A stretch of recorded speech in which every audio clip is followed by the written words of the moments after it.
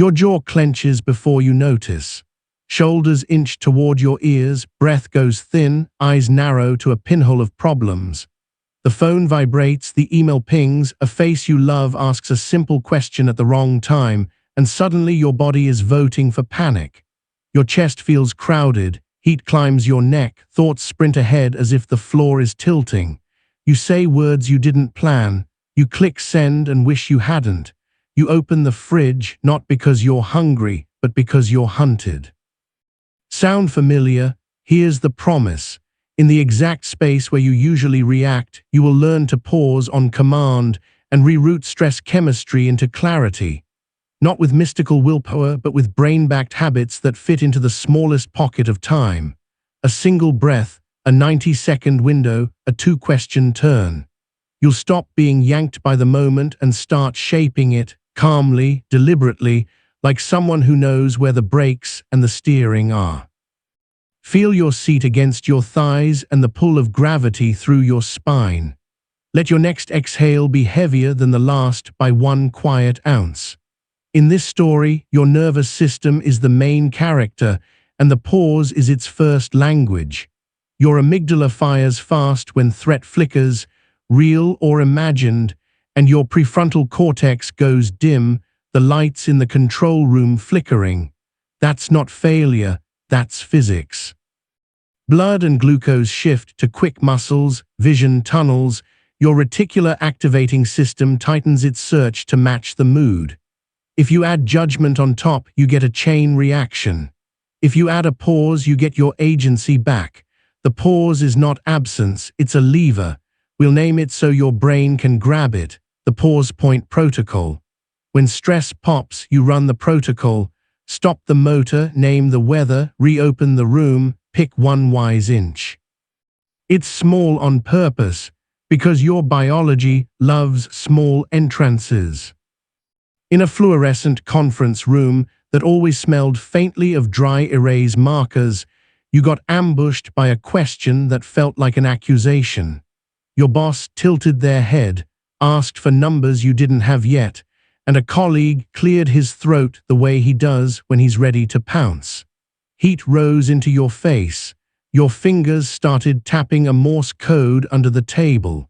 The old you would have filled the air with speed. This time you slid your tongue to the roof of your mouth and pressed gently, just enough to engage the vagus brake. You ran the pause point protocol silently. Stop the motor, you set the pen down. Name the weather, hot, fast, narrow. Reopen the room, eyes widen by 2 millimeters to take in the corners. Feel your feet fully. Pick 1 wise inch. Ask 1 clarifying question instead of defending. When you say conversion, do you mean click-through or trial to paid? 20 seconds later, the temperature dropped for everyone. You didn't need the perfect answer. You needed the pause that returns you to the person who can find it. Notice the coolness of the air where it touches the tip of your nose. On your next inhale, count to 4, hold for 4, exhale for 6. That's the 4-4-6 breath, a tiny chemistry lab in your ribs that rebalances carbon dioxide and signals safety up the vagus nerve. Your amygdala doesn't speak English, it listens to tempo. When your exhale is longer, it assumes the tiger is elsewhere. The point isn't to eliminate sensations, it's to let them pass through a wider channel. The mind is weather, and you are the sky that holds it. You are the awareness, not the emotion. This is the identity turn you practice every time you pause. I am the one who notices, names, and chooses, not the storm that temporarily fills the view. Here is the framework you'll keep on a note card in your head. The pause point protocol begins with what I call the red dot. Spot the dot wherever stress tends to erupt. The inbox at 9 a.m., the message from your ex, the meeting invite with too many names, the mirror before a hard conversation. The red dot isn't danger, it's a bell. When it rings, step into the first move, stop the motor. Still your hands, lower your shoulders by 1 inch, unhook your tongue from your palate. Micro stills tell your midbrain a new story. Next, name the weather. Say quietly, fast heartbeat, tight chest, rushing thoughts. You're not labeling identity, you're labeling phenomena. Then reopen the room. Expand your gaze to the edges, feel the seat, detect 3 sounds. Finally, pick 1 wise inch, not 10. 1. Ask 1 clarifying question, write 1 sentence draft, drink 1 glass of water, or say, give me 2 minutes to pull the numbers. It seems laughably small until you realize the prefrontal cortex turns back on when you set a doable, concrete action. Small is atomic. Small is sovereign. Let's make it body familiar. Breathe in for 4 counts, hold for 4, exhale for 6.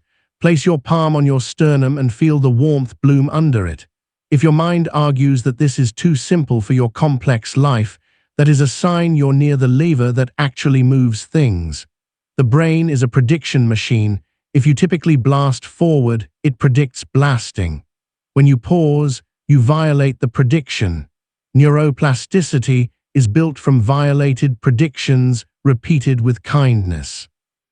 Each paused moment is a vote for a different you. You're not erasing reactions, you're installing a new first move, the kind that makes the next move better. There's another tool you'll fold into the protocol called the 2 questions switch. It's too small to fail and too sharp to ignore. After you name the weather, ask, what is the story my body is telling? What is the smallest checkable fact? When your heart hammers and your mind says, they hate me, that's a body story. Heat plus fear equals rejection. The smallest checkable fact might be, they asked for an update. Facts are rails, stories are clouds. If you can put your next foot on a rail, you won't fall through the sky. The 2 questions switch widens the map without shaming the feelings. The amygdala is allowed to shout. The prefrontal cortex is invited to drive. You respect both, the sentinel and the strategist. Feel the weight of your lower body heavier by 5%, as if your sit bones grew roots. Scan your jaw and let it soften like a fist that forgot what it was holding. On the inhale, imagine the ribs opening like the slats of a window. On the exhale, imagine warm air leaving through a straw. Now run a rehearsal in slow motion. Picture tomorrow's red dot, a calendar alert for a conversation you've postponed. See your thumb slide to airplane mode for 2 minutes to reduce incoming threat cues. Hear your feet on the floor. Mouth quietly, pause. You stop the motor. You name the weather, quick, shallow, buzzy. You reopen the room, temperature on your skin, the hum of the room, the rectangle of light on the wall. You pick 1 wise inch. Could we start by naming what a successful outcome would look like for both of us? It's not poetry, it's scaffolding. It holds you until the person you are can stand without it. I want you to sense something subtler. Under stress, your eyes might dart, your breath climbs up into your collarbones, your hands speed. Those motions are tiny accelerators. The pause point protocol sneaks in reverse gears, lowering gaze, softening focus, lengthening exhale, and stilling hands. These are pre-language levers. When you pair them with the 2 questions switch, you've got top-down and bottom-up working together. Down in the body, you slow the drummer. Up in the story, you change the song. Over a few weeks, your reticular activating system will start flagging more neutral cues because you've trained it with micro successes. This is not about never feeling stress. It's about converting stress into usable clarity faster than before. A story from home, because work is not the only stage. It's late. You're chopping onions, phone buzzing on the counter, kid asking where a missing shoe went as if you are the keeper of all shoes. Your partner mentions the bill that bounced because the autopay card expired, and the tightness sneaks into your throat like a hand closing. This is a red dot in domestic clothing. The old script, sarcasm, martyrdom, maybe a slam of the drawer for punctuation. The new script begins with a pause. You set the knife down flat, that's stop the motor. You name the weather silently, hot chest, buzzing temples, threat of criticism. Reopen the room, you widen your visual frame until you can see the window's square of dusk and the sheen of oil in the pan. You pick one wise inch, give me 90 seconds to pull up the bank app. The two questions switch rides shotgun, body story, I'm failing at everything. Smallest checkable fact, the card expired last week, we missed one payment. You feel the click of rail underfoot. 90 seconds later, you've resolved an issue that once grew teeth and chased you around the kitchen. Let the air touch your lips as if the room exhaled back. Count a 4-4-6 again, just to hear the quieter metronome. Your nervous system is not the enemy. It's a loyal, excitable dog that learned to bark at every rustle. You are teaching it new smells and new routes. To anchor the lesson, we'll end with a micro practice you can repeat 3 times today. Call it the pocket pause. Find 3 everyday thresholds. The car door before you drive, the meeting link before you click, the fridge handle before you open. At each threshold, stop the motor and place your palm on the object for 1 breath. Name the weather in 3 words. Reopen the room by taking in the farthest corner and pick 1 wise inch aligned with the next minute. After a week, your brain will expect pause at thresholds, and expectation becomes habit architecture. It's not dramatic, but it's dependable, and dependable is what rewires you. You are not just the one who pauses, you are the one who notices the urge to not pause and smiles at it like an old reflex passing by. You recognize the tug that used to own you, and you return to the driver's seat with a calm hand. When your mind argues that pausing means losing ground, you remember that clarity buys speed later. This is not about never making mistakes. It's about making them at a slower frame rate so you can edit. You'll keep practicing the pause point protocol and the 2 questions switch until they live in your bones. And when the heat returns, as it will, you'll meet it with breath, with naming, with 1 wise inch. Your biology is not a barrier, it's the instrument you're learning to play. There's a moment inside the pause where you still feel the old current tugging at your ankles. Your heart hasn't gotten the memo yet, it beats like a drummer trying to finish the song. This is where most people abort the mission. They pause for a second, feel the surge, and sprint back into reaction because they assume feeling the wave means the pause isn't working. The truth is the opposite. The wave you notice is the very reason the pause is working. You're finally seeing the weather while it's happening, not after the storm. Here's where you lace in our next tool, the 90-second weather rule. Emotions have chemical half-lives. If you stop feeding them with catastrophic thoughts, the peak charge often washes through in about 1.5 minutes. That's not magic, that's metabolism. Your job isn't to extinguish the feeling, it's to stop rehearsing the story that keeps refueling it. For 90 seconds, you act as the sky, not the storm. You let it rain, and you do nothing dramatic. Notice your tongue again, soft against your lower teeth. Inhale 4, hold 4, exhale 6, and imagine the air as cool water pouring down the back of your throat. Keep your gaze wide enough to see 2 corners of the room. The 90-second weather rule begins the moment you catch the flare. Name the weather in 3 or 4 words, hot, tight, urgent, cornered, and begin a slow count. If thoughts sprint in to volunteer for worst-case duty, you thank them and borrow this phrase, I'm having the thought that. The distance of that phrase is a little wedge between you and the script. I'm having the thought that my boss is disappointed. I'm having the thought that this text means I'm being abandoned. The wedge is small, but it's leverage. While the chemistry decays, you keep your hands still, your exhale long, your eyes gently open. 90 seconds is not a lifetime, but it's long enough to retrieve yourself. At a cafe with cheap wood tables, you once watched a barista spill a full latte. It sheeted over the counter, touched a customer's sleeve, and the room tilted toward embarrassment. The old you would have felt second-hand heat and reached for a joke too sharp, a comment to deflect your own discomfort.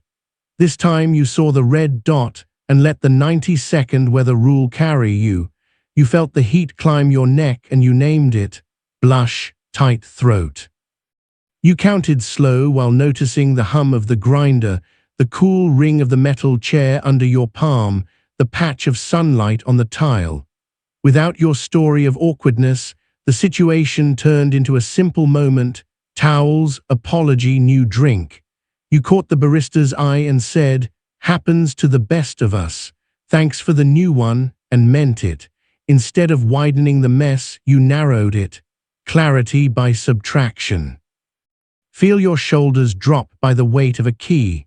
Scan the crown of your head for a sense of coolness, a faint breeze moving over skin even if the room is still. Your amygdala loves speed, your prefrontal cortex loves sequence. So we're adding a second framework to partner the 90-second weather rule, the Window-Widen protocol. Stress narrows your attentional window, making options vanish. The protocol teaches you to widen the window in 3 tiny moves. First, locate the nearest boundary, the edges of your body, the shape of the chair, the edges of your screen. Second, bring in a neutral anchor, temperature on your forearms, pressure under your feet, the rhythm of your breath's outflow. Third, ask one window question: what else is also true right now? Your amygdala is announcing threat. Your frontal cortex is inviting context. The question doesn't erase the problem. It refuses to let the problem be the only thing. Science in plain clothes. When you widen your sensory field and ask a contextual question, you reroute traffic to networks that plan, consider, and empathize. Blood flow shifts back toward the prefrontal cortex. Parasympathetic tone nudges the accelerator off. The reticular activating system, which acts like a nightclub bouncer in your midbrain, updates its list. You've trained it to let in more than threat: textures, colors, relationships, resources. Over time, the bouncer gets sophisticated. Instead of admitting only panic's friends, it admits calm witnesses too. This is not about pretending everything is fine. It's about letting the truth be big enough to include more than what hurts. Bring your attention to the soles of your feet. Imagine each toe as if it were listening. Feel for the rough weave of your socks or the cool floor. On your next exhale, extend the out-breath by half a count and hear the sound of air leaving like a quiet slide. Run the Window-Widen protocol on a memory that still charges you. The last time you saw that name appear on your phone, your field shrank to a pinpoint and your thumb hovered over reply like a trigger. Today, you practice.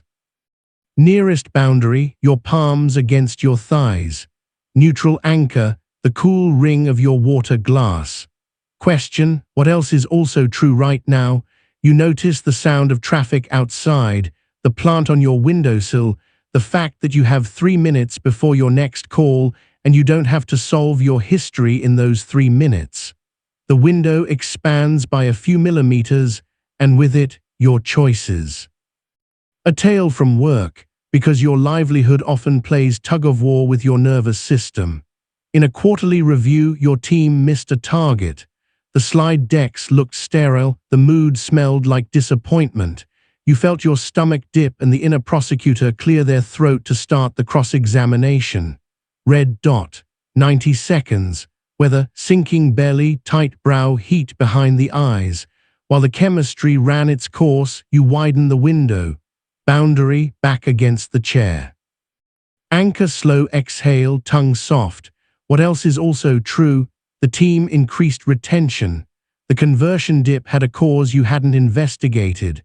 You remembered the rule that facts are rails, stories are clouds, and you reached for one rail. Error logs spiked after a deployment. Instead of apologizing for your worth as a person, you said, "I want to look at the logs from May 3rd after the deployment. We may have a confound. Give me 2 hours to pull a slice."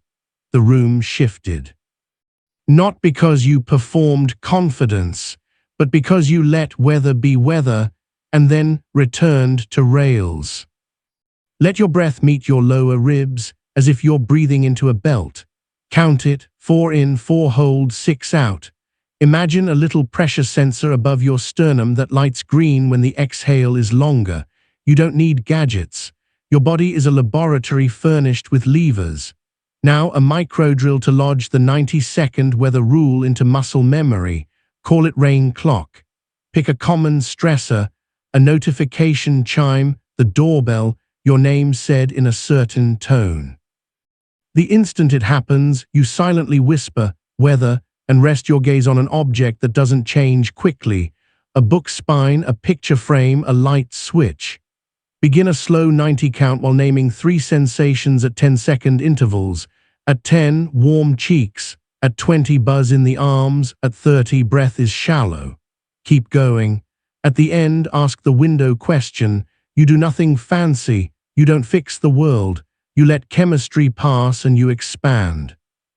There's a stubborn belief that pausing is passive, that it will cost you the edge you've earned. Watch a tennis player bounce the ball before serve. Watch a firefighter scan a room before stepping through. Watch an artist lean back from the canvas, squint, and then make one confident stroke. The pause is not retreat, it's aim. Your advantage comes from clarity, not velocity. You are the awareness, not the emotion, and the awareness becomes a craftsman when it has a protocol to hold. That identity turn matters on the hard days most. You are not the voice that shouts, you are the one who hears it and still chooses. Run your fingers over your forearms now and actually feel the direction of hairs.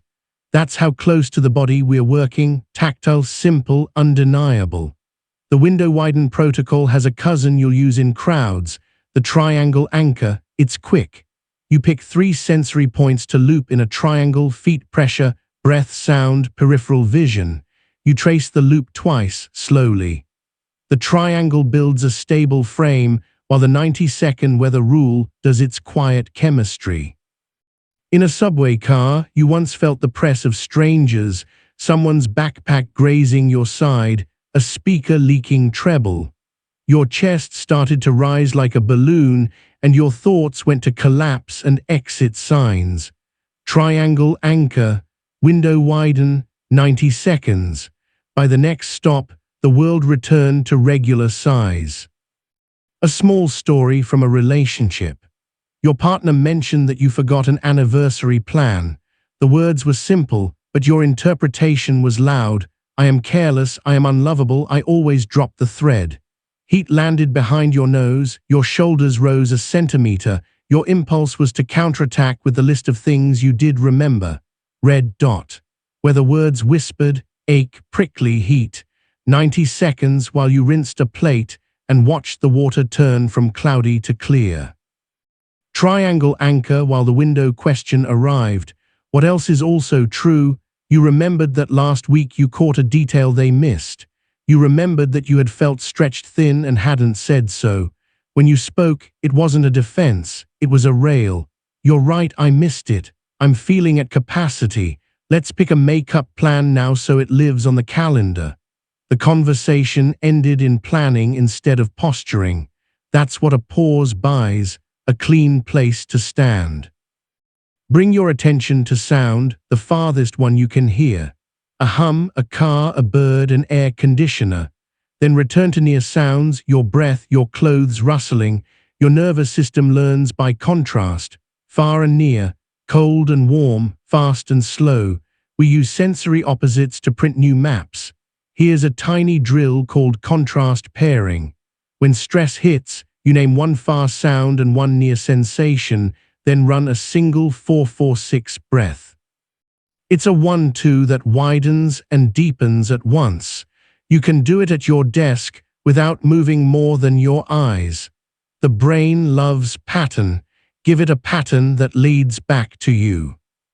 A note about control, because the pause will tempt you to use it as a lever to manage other people. The pause is yours. It is not a spell to make someone behave. You can pause and still be in the presence of someone who chooses speed or cruelty. The pause gives you choice in that room, to speak, to set a boundary, to leave, to not match their pace. The Window-Widen protocol helps here too. Boundary, feel your feet. Anchor, breath sound. Question, what else is also true? Perhaps what's true is that this person talks over you regularly. The wise inch may be, I'll continue this when I can be heard, followed by leaving the room. Pausing isn't passivity, it's precision with your power. Now picture a high-stakes moment coming this week. A presentation, a difficult message you need to send, the scan at a clinic. You don't need to imagine everything going well. You imagine yourself pausing on purpose. See your watch face or the clock in the corner of your screen. Watch your hands settle against the desk and the breath turn warm at the back of your throat. Hear your inner voice say, weather, and feel yourself count. The 90-second weather rule is a time you can afford. 90 seconds is shorter than a commercial break, shorter than an elevator ride in a tall building, shorter than the time you've lost to frantic scrolling. You practice now so you can perform then. Your brain loves a scoreboard, so give it one. At the start of each day for the next week, draw 3 small squares on a sticky note. W for weather, WW for Window-Widen, T for triangle. Each time you use one, shade a square. Not because productivity needs to colonize your inner life, but because your brain learns better when it can see proof. The proof is quiet. You didn't send the snappy email, you asked the clarifying question, you took a glass of water and returned with a better sentence. Your identity becomes someone who does this. Not once, not perfectly, but regularly. Feel the pulse in your fingertips, faint and pulsing like a distant bass. Let the corners of your eyes soften, as if you've just understood a joke no one else heard. You are not waiting for permission to become calm. You are building calm on purpose with designs that fit in your pocket. The 90-second weather rule protects you from your own storytelling reflex. The Window-Widen protocol restores your map when panic shrinks it. Together, they let you greet your life with a body that isn't lying to your mind, and a mind that isn't lying to your body. You are the awareness, not the emotion. You are the one who can stand at the center of weather and refuse to become hail. This isn't detachment from life, it's intimacy with it. The pause is not empty, it's full of tools. Keep them nearby. Practice on small moments so you're ready for the big ones. Stress is not the enemy. Unexamined speed is. You will meet the tug at your ankles and feel yourself steady. You will watch the wave crest and pass. And then, with the room widened and the rails beneath you, you will choose the next right inch. There's a point in mastering the pause where you stop white-knuckling your calm and start wearing it like a well-broken-in jacket. It still keeps out the wind, but it also lets you move. Today is about movement, how you step after the pause so your life doesn't stall in neutrality. You've learned to stop the motor, ride the 90 seconds, widen the window. Now you'll choose direction without letting urgency pick for you. Think of it as installing a smarter autopilot. Your biology has an old route that leads from stress to speed. We're building a new route that leads from stress to clarity, to a single decisive inch that compounds. That route needs signs, and signs need names your brain can grip. Call the first signpost the micro-yes method. You don't promise yourself the whole mountain, you promise one climbable stone. The micro-yes is the tiniest action your future self will thank you for, chosen during or just after a pause. Not heroic, not viral. Atomic and repeatable. Feel the way your shirt touches your shoulders, a simple fabric weight reminding you that you have a body even when your mind gallops. Let your exhale lengthen until you hear it, a soft thread of sound at the back of the throat. The micro-yes works because it sidesteps the amygdala's love of drama and speaks to the prefrontal cortex in its native language, specificity. When you pick one wise inch from the pause point protocol, you're already practicing micro-yes. Now refine it with a rule that keeps it tiny and tied to time. Ask, what is the smallest action that reduces uncertainty in the next 5 minutes? Not the action that fixes the project, the relationship, or the year. The action that makes the next slice of time clearer. You send a calendar invite instead of drafting a manifesto. You ask for an example instead of defending a guess. You empty the sink instead of reorganizing the kitchen. Each micro-yes is a brick. Momentum is the wall. A story from entrepreneurship, because building anything while carrying a nervous system is an advanced sport. You're 2 weeks from a product release. A beta user posts a harsh comment that lands like a punch. Clunky, slow, not worth the price. Your reticular activating system spotlights the words not worth as if they were carved in neon. Old route, sleepless, reactionary sprint, rewriting the roadmap at midnight. New route, red dot, 90 seconds, Window-Widen. Weather, hollow stomach, hot ears, boundary, feet heavy, anchor, the slow scrape of your breath. What else is also true? Other users praise the core feature. Logs show response time spikes only on larger datasets. Now the micro-yes method goes to work. The smallest action that reduces uncertainty in 5 minutes. Pull a performance trace on the largest test file and ask the commenter for their dataset size. You type, "Thank you for the blunt feedback. Could you share the size of the file you tested?" We are tracing performance at the extremes, not a press release, a brick. The next day, that brick becomes a fix. You're not ignoring heat, you're steering it. Notice the temperature on the back of your neck and the cool air as it brushes your nostrils. Let your gaze soften until the edges of your screen blur a fraction. We add another piece now, the 3-perspective reframe. Your brain loves to argue in a single voice, but wisdom is polyphonic. When a stressor arrives, you rehearse 3 plausible, non-delusional perspectives. First, the inner advocate, a voice that assumes your worth and looks for what you can control. Second, the neutral scientist, a voice that privileges data and uncertainty. Third, the future mentor, a voice from you 6 months wiser looking back.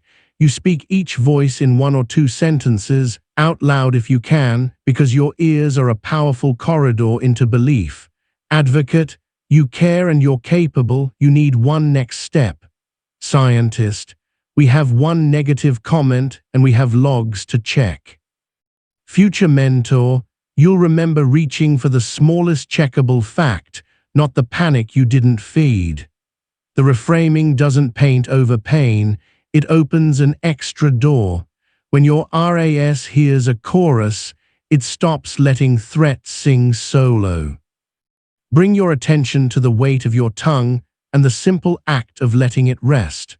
On your next inhale, count to 4 and imagine the ribs widening like a slow accordion. On the exhale, imagine warm air moving downward, as if gravity could help. The 3-perspective reframe is more than clever self-talk. It's a way of recruiting networks for regulation. Imaging studies suggest that labeling and reappraisal engage prefrontal regions that can quiet limbic overdrive. You don't need a scanner to trust the effect, you need reps. Your nervous system treats repeated narratives like trails. You're cutting a new path through the brush with every reframe. Pair the reframe with the micro-yes and you get a compound habit loop. New story, tiny action, slight relief, reinforced story. Momentum that starts subtle becomes architecture. In a classroom with buzzing fluorescent lights and a clock that clicked too loudly, you once sat for an exam you hadn't prepared for fully. The first question looked like a foreign alphabet. Your chest did that elevator drop and your hands went cold. Old route, freeze, catastrophize, blank, new route, rain clock. whether icy fingers, tunnel vision, triangle anchor, then the 3-perspective reframe. Advocate, you can harvest points, you don't need perfection. Scientist, question 1 is confusing, later ones may be clearer. Future mentor, you'll be proud you moved your pencil. Micro yes, underline the verbs, solve the second half of problem 2, write the formula you remember for partial credit. You didn't crush the exam, you rescued yourself from the spiral. The score later mattered less than the fact that you reclaimed agency in a room designed to compress it. Feel the chair under your thighs, a solid platform that doesn't ask you to prove anything. Hear a sound in the room you usually ignore, the hum, the small tick, the distant traffic.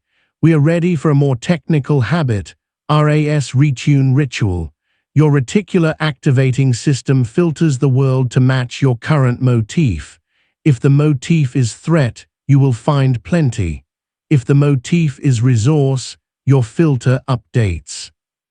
Retuning is not toxic positivity. It's training your filter to collect evidence you can use. Here's the ritual. In the first 60 seconds after a pause, name one resource in each of 3 categories. Internal skill, external ally, present lever. Internal skill might be patience, pattern recognition, humor. External ally might be a colleague who answers quickly, a mentor, a help article. Present lever is something you can pull now. A template, a timer, a draft, a script. You say them quietly. Patience, Dana in Ops, the escalation template. Then you take your micro yes that uses at least one of the 3. The ritual gives your RAS a scavenger hunt that isn't panic-flavored. A quick domestic scene, because the home is where patterns audition without makeup. It's 7 p.m., laundry on the chair, messages unanswered, dinner half-cooked, a child brushing crumbs from the couch like it's a beach. Your partner asks if you paid the dentist bill. You feel that heat behind your eyes, the old martyr sheet unwinding in your hands. Red dot 90 seconds. Window-Widen. RAS retune. Internal skill, humor. External ally, the autopay support chat. Present lever, the credit card update page already open in your browser from last week. Micro yes, open the tab and check the last confirmation. Advocate, you juggle a lot and still care. Scientist, we don't yet know if it failed. Future mentor, you'll be glad you checked before you snapped. The tension drops by degrees. You pay the invoice. You also say, I'm at capacity. Can we share the bill tracking this month? The pause didn't make you smaller, it made you truer. Feel your breath touching the top of your palate, a barely there coolness. Relax your brow by imagining it widening like a curtain. A tool for hard conversations joins the set. The 2-beat boundary. Stress likes to make you spit out no or swallow it entirely. The 2-beat boundary gives you rhythm. Beat 1, name your need without apology. Beat 2, offer a next step path. I can't commit by Friday. I can give you an outline by Wednesday at noon. I'm not available to discuss this now. Let's put 20 minutes on the calendar after lunch. Please don't raise your voice. If it continues, I'll take a break and return. The rhythm keeps your nervous system from escalating into threat or collapsing into appeasement. It's easier to hold when you've paused, reframed, and named resources. Boundaries become less like walls and more like doorframes you can step through. A day at the clinic, because health scare moments compress time. You sit on the crinkly paper, waiting for a scan result. Your mind leaps from twinge to diagnosis in 3 seconds flat. Old route, web search spiral, heart rate escalator, imaginary futures staged in high definition. New route, 90-second weather rule, triangle anchor, RAS retune. Internal skill, patience you earned in other hard rooms. External ally, the physician who communicates clearly. Present lever, a paper notebook where you list questions before the conversation. Advocate, you can ask for clarity and next steps. Scientist, We have no numbers yet, we have an image and a human to interpret it. Future mentor, you'll be proud you breathed and took notes. Micro yes, write 3 questions, drink the water the nurse offered, feel your feet.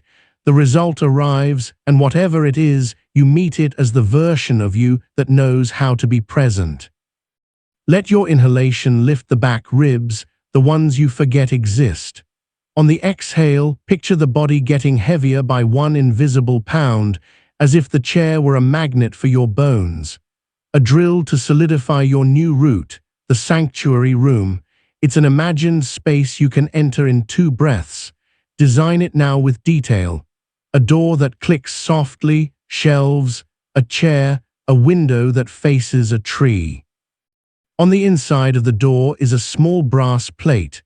Pause point protocol, 90-second weather, Window-Widen, micro yes, 3, perspective reframe, RAS retune, 2-beat boundary. You step in, name the weather, and look at the plate. You pick a tool, then a micro yes. Every time you practice, your nervous system associates your exhale with that room. The room becomes portable. Before a meeting, in a car, in a bathroom stall, you can step in for 10 seconds and come back outfitted for the moment. You'll notice something changing in your identity as these tools accumulate. Your pride migrates from being the fastest responder to being the clearest chooser. You become someone who values precision over performance, alignment over applause. That shift shows up in your language. You say, "Let me check the facts," and you mean it. You say, "I need a boundary," and you build it. You say, "I can do an inch now and another inch later," and the day obeys. You are the awareness, not the emotion. You are also the architect who designs actions sturdy enough to stand in a storm. Run your thumb over the pad of your index finger and feel the tiny ridges, proof that your body carries maps everywhere you go. Here's a story from the commute.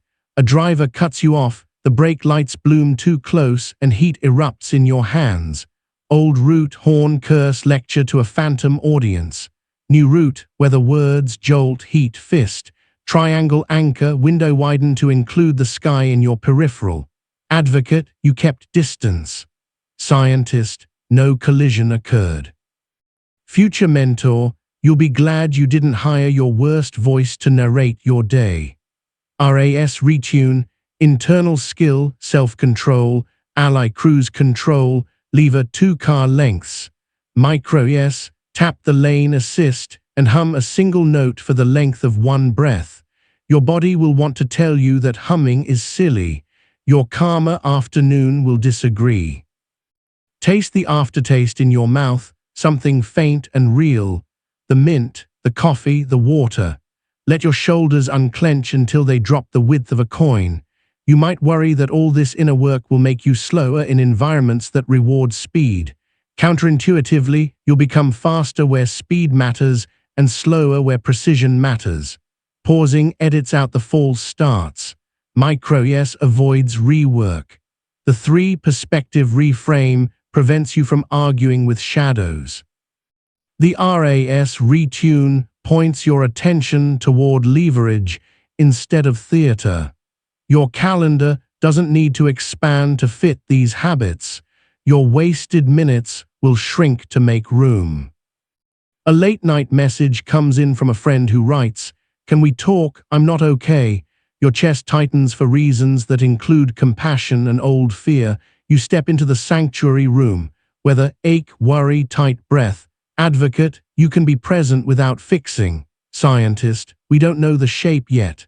Future mentor, you'll be glad you cleared space.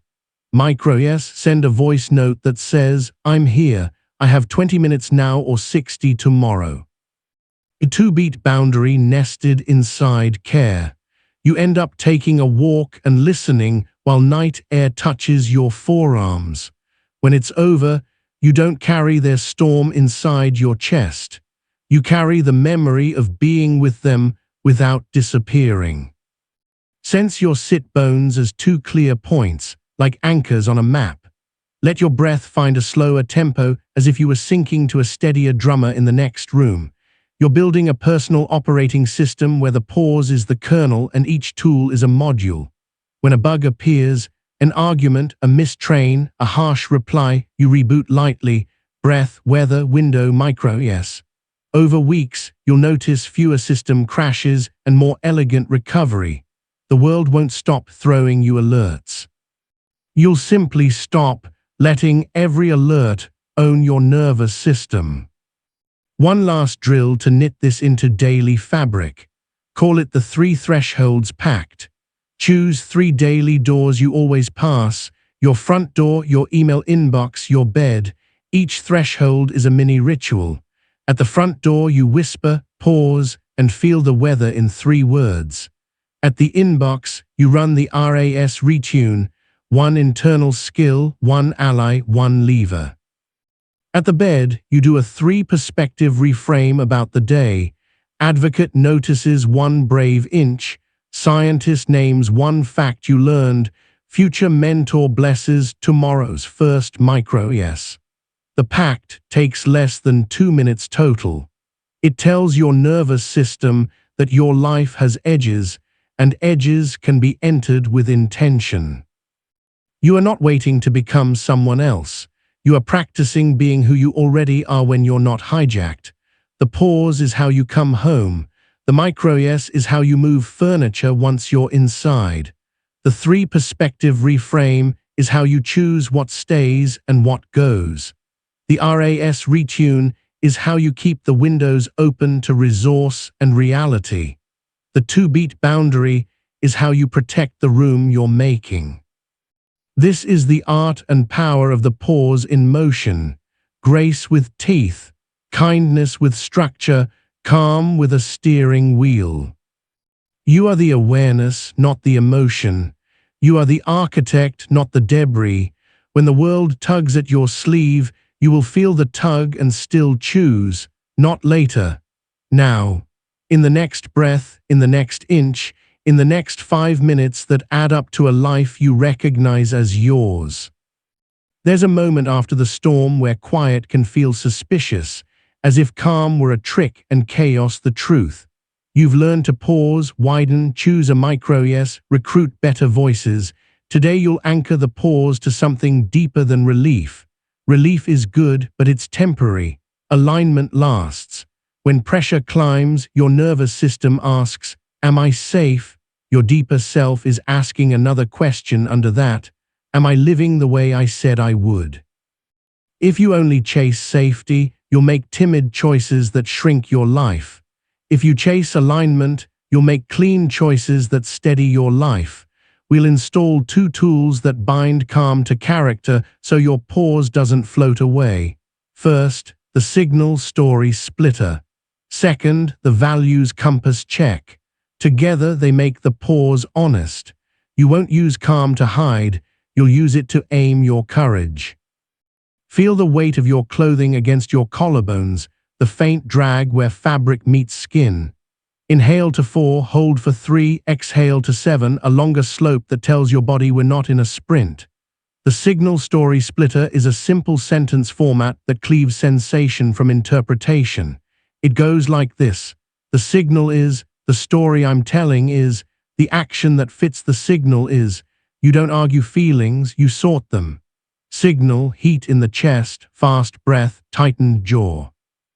Story, they don't respect me, or I always mess this up. Action that fits the signal, slow exhale, ask 1 clarifying question, delay send by 2 minutes, stand up and stretch. Sorting prevents you from solving a story that grew out of a heartbeat.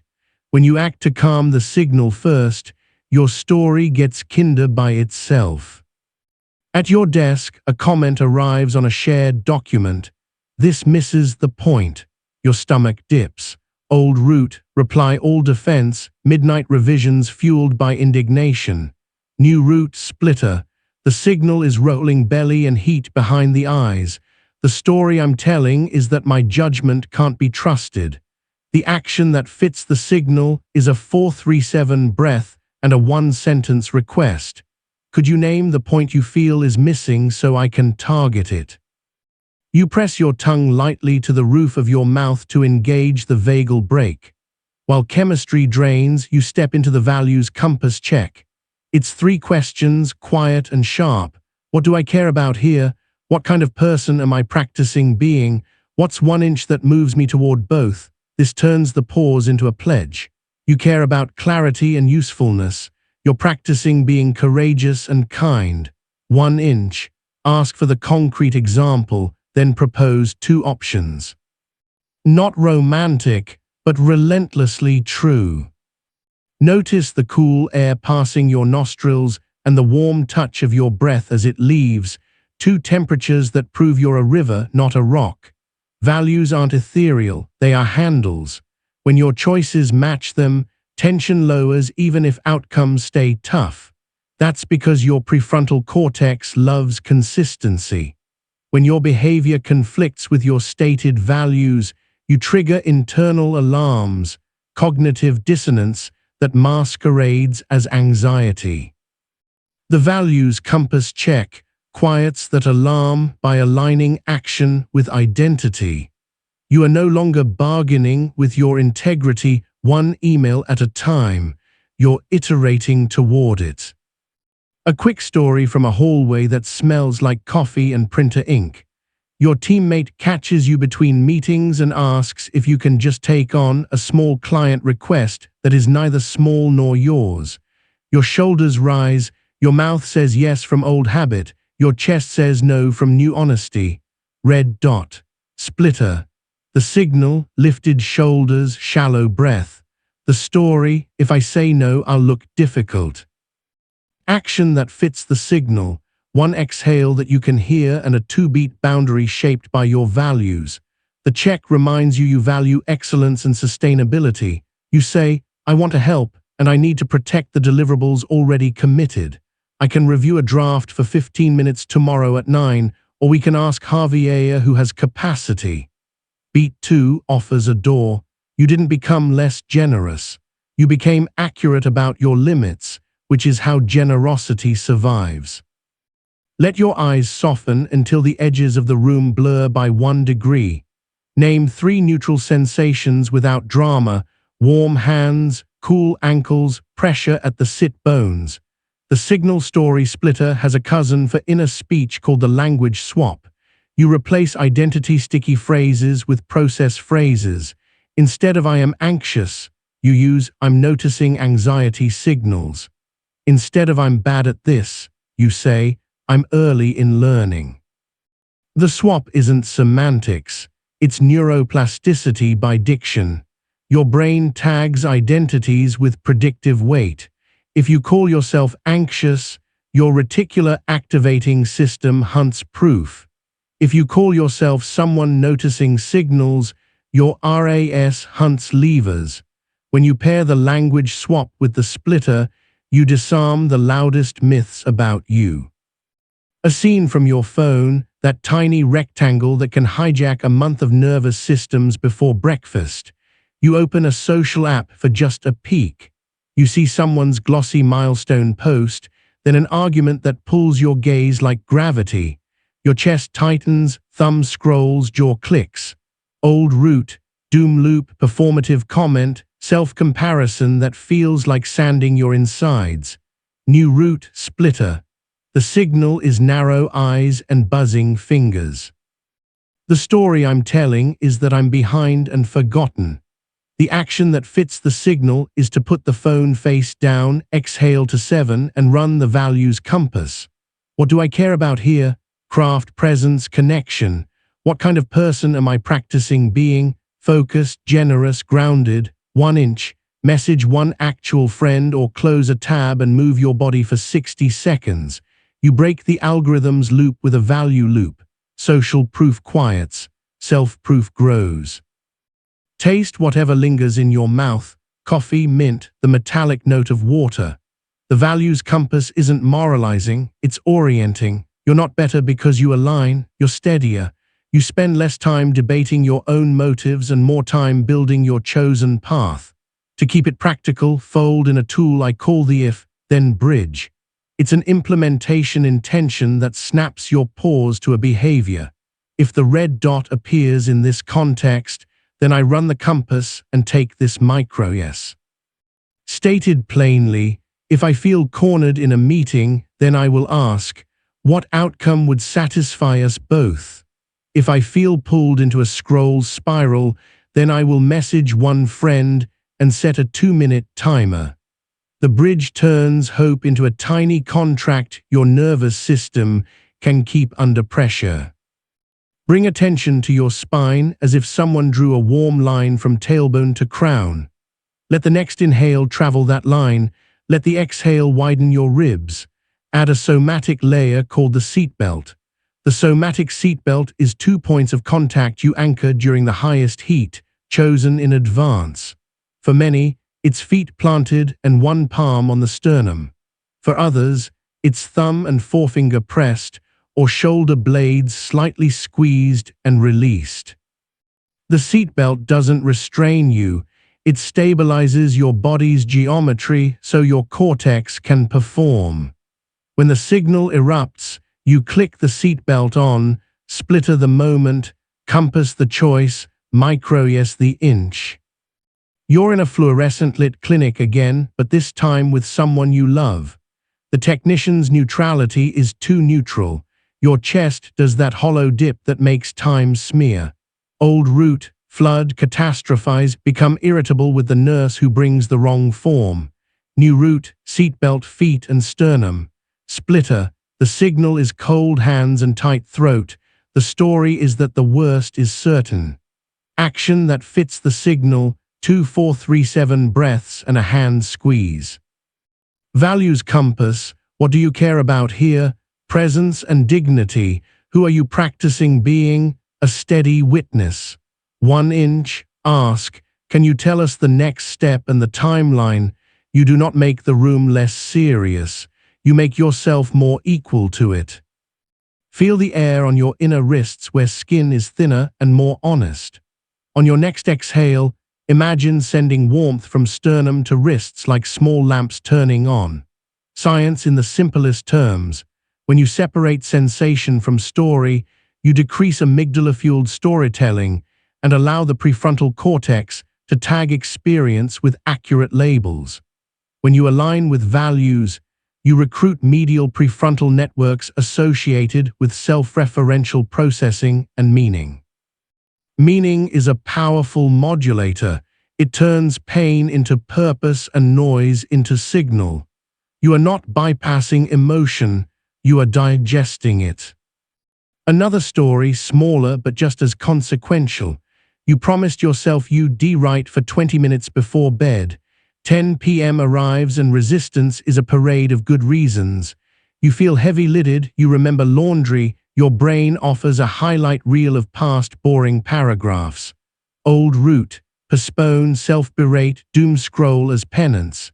New root, splitter. Signal, sleepy eyes, slack shoulders. Story, I have nothing to say. Action that fits the signal. Stand, drink water, 2 minutes of dynamic breathing, inhale 2 steps, exhale 4 steps as you walk the hallway. Values compass, you care about craft and self-respect. You're practicing being reliable to your word. 1 inch, write the messiest 100 words and stop. If then bridge, if the clock says 10:00, then I open the document and type 5 sentences. Seatbelt, feet and sternum, you do it. It's not art, it's alignment. Your nervous system registers the victory and primes you to follow through tomorrow.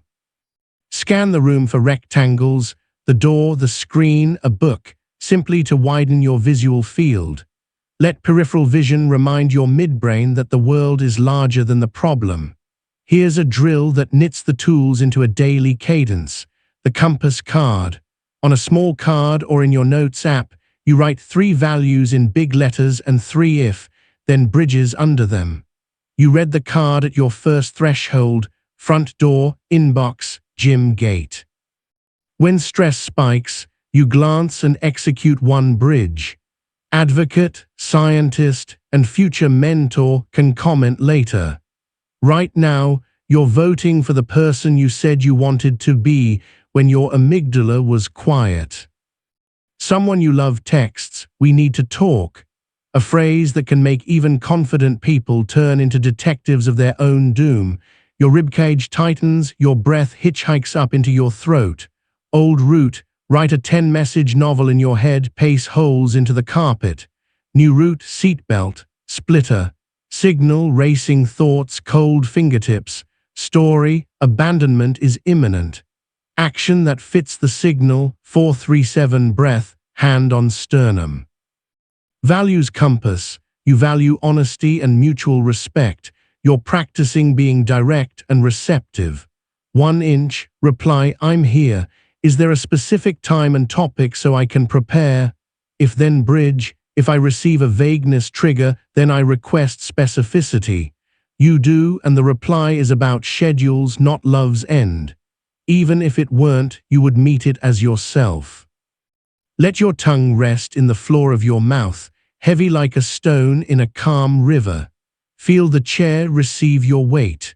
The longer you practice alignment, the less you'll need the dramatic pause, and the more you'll live in a quiet, ongoing one. That doesn't mean you won't flare. It means flares won't own your calendar or your character. Your reticular activating system starts bookmarking evidence of you being you, the kind reply under pressure, the honest no when you meant it, the return to the work even when it bored you for a day. Bookmarks build belief. Belief builds behavior. Behavior becomes identity, which makes the next pause faster and cleaner. You'll run into friction. There will be days when alignment costs you applause or short-term advantage. A client may choose a noisier competitor. A friend may prefer your old, more accommodating shape. Your nervous system will register those losses as threat. That's when the compass is not a slogan but a shelter. You'll say, "I chose truth over speed," and your body will learn that this too is safety, the safety of being integrated.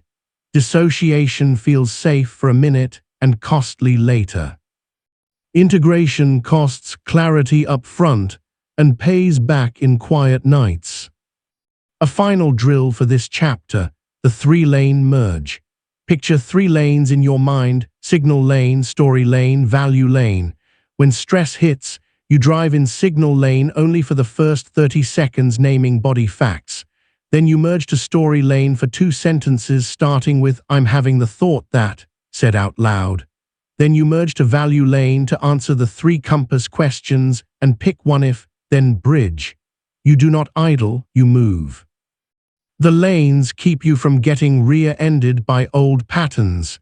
If you miss a lane, you don't scold. You circle the block and re-enter at signal. Listen for the faintest sound you can hear and then for the nearest. Let that pendulum of attention swing you into presence. You are not trying to earn worth by alignment. You are expressing worth by alignment. You're building a life where the pause is a covenant with yourself, not a trick for better optics. You will still feel heat, doubt, envy, impatience. You won't build your identity out of them. You'll build it out of the choices you make while holding them gently. You are the awareness, not the emotion. You are the compass, not the weather vane. When pressure knocks, you will feel the knock and then open the door as the person you promised to be. 1 breath, 1 split, 1 check, 1 inch.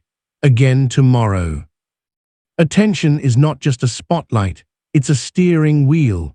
Where you place it decides which chemicals your body bathes in, which thoughts the mind rehearses, which identity turns louder. Stress loves to fracture attention into glittering shards. 5 tabs, 3 half-written messages, 1 phantom argument replaying behind your eyes. Pausing interrupts the spin, but today you'll learn to shape the space after the pause into a corridor where focus can walk unbothered. We'll build that corridor with 2 tools. The first is the focus fence, a simple, brain-friendly boundary that keeps your attention from leaking into anxiety's yard. The second is the single-tab sprint, a compact work ritual that converts clarity into visible progress. Together, they transform your pause from a moment of relief into a platform for deep work. You'll stop treating focus like a rare mood and start treating it like a ritual your nervous system can trust. Feel the texture of the surface under your forearms, wood grain, cool stone, plastic's faint give.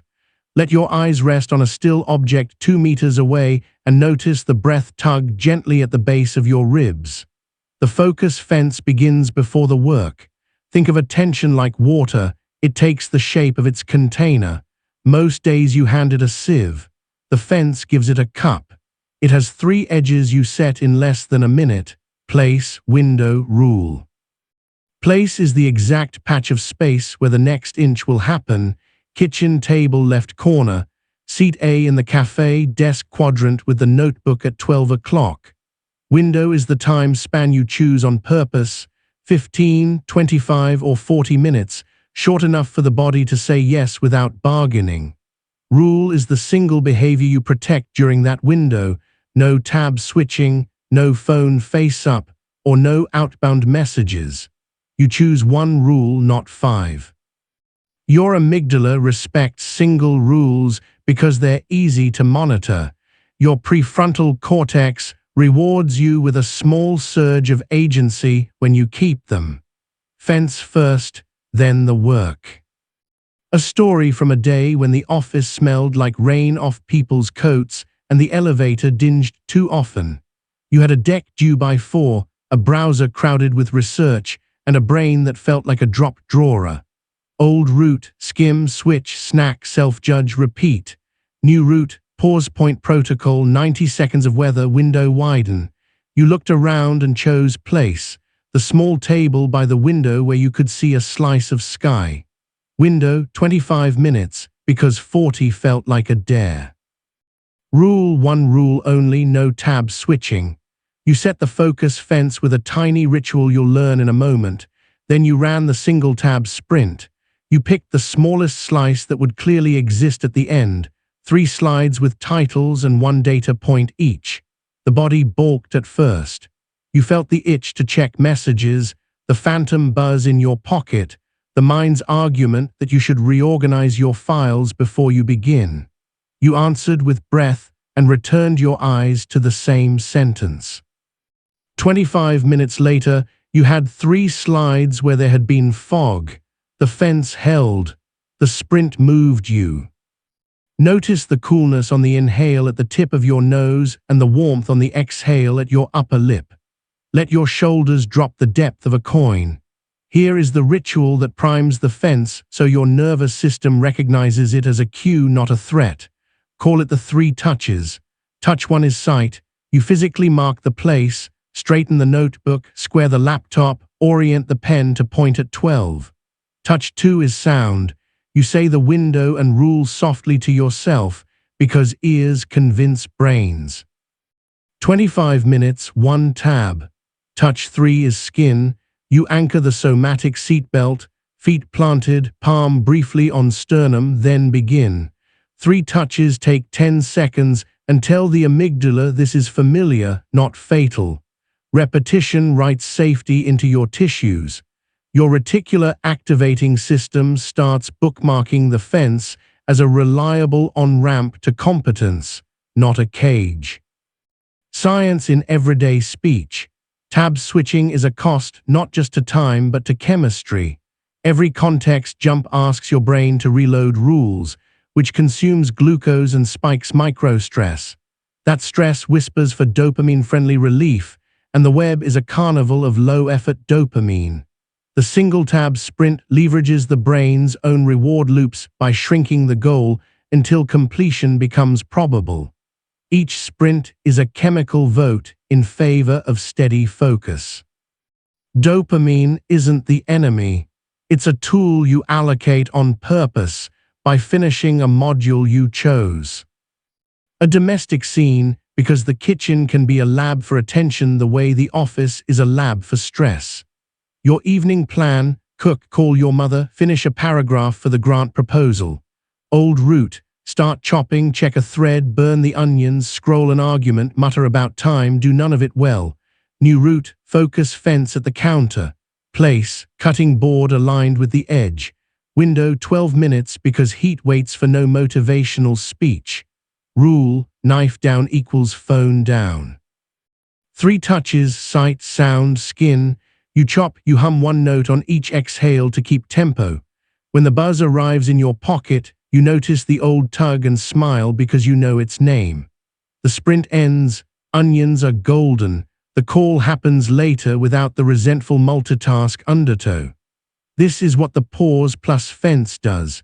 It turns minutes into meals, tasks into completion, and your inner critic into a quiet observer who can't find a foothold. Feel the back of your neck, the skin's temperature hinting at room climate. On the next inhale, imagine that breath tracing the inside of your spine like a lit thread, then spilling warmth into your hands.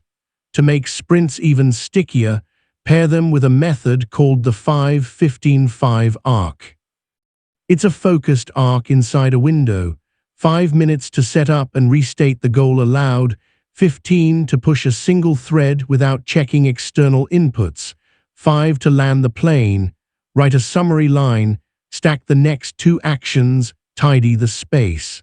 The arc's landing prevents a tension lag from souring your next effort. Your brain learns to trust that focus ends clean, not in a messy cliff that invites avoidance tomorrow. Over time, the 5-15-5 becomes a rhythm the body enjoys, like cadence in running. You don't bargain with it, you enter it. A quick anecdote from shared space.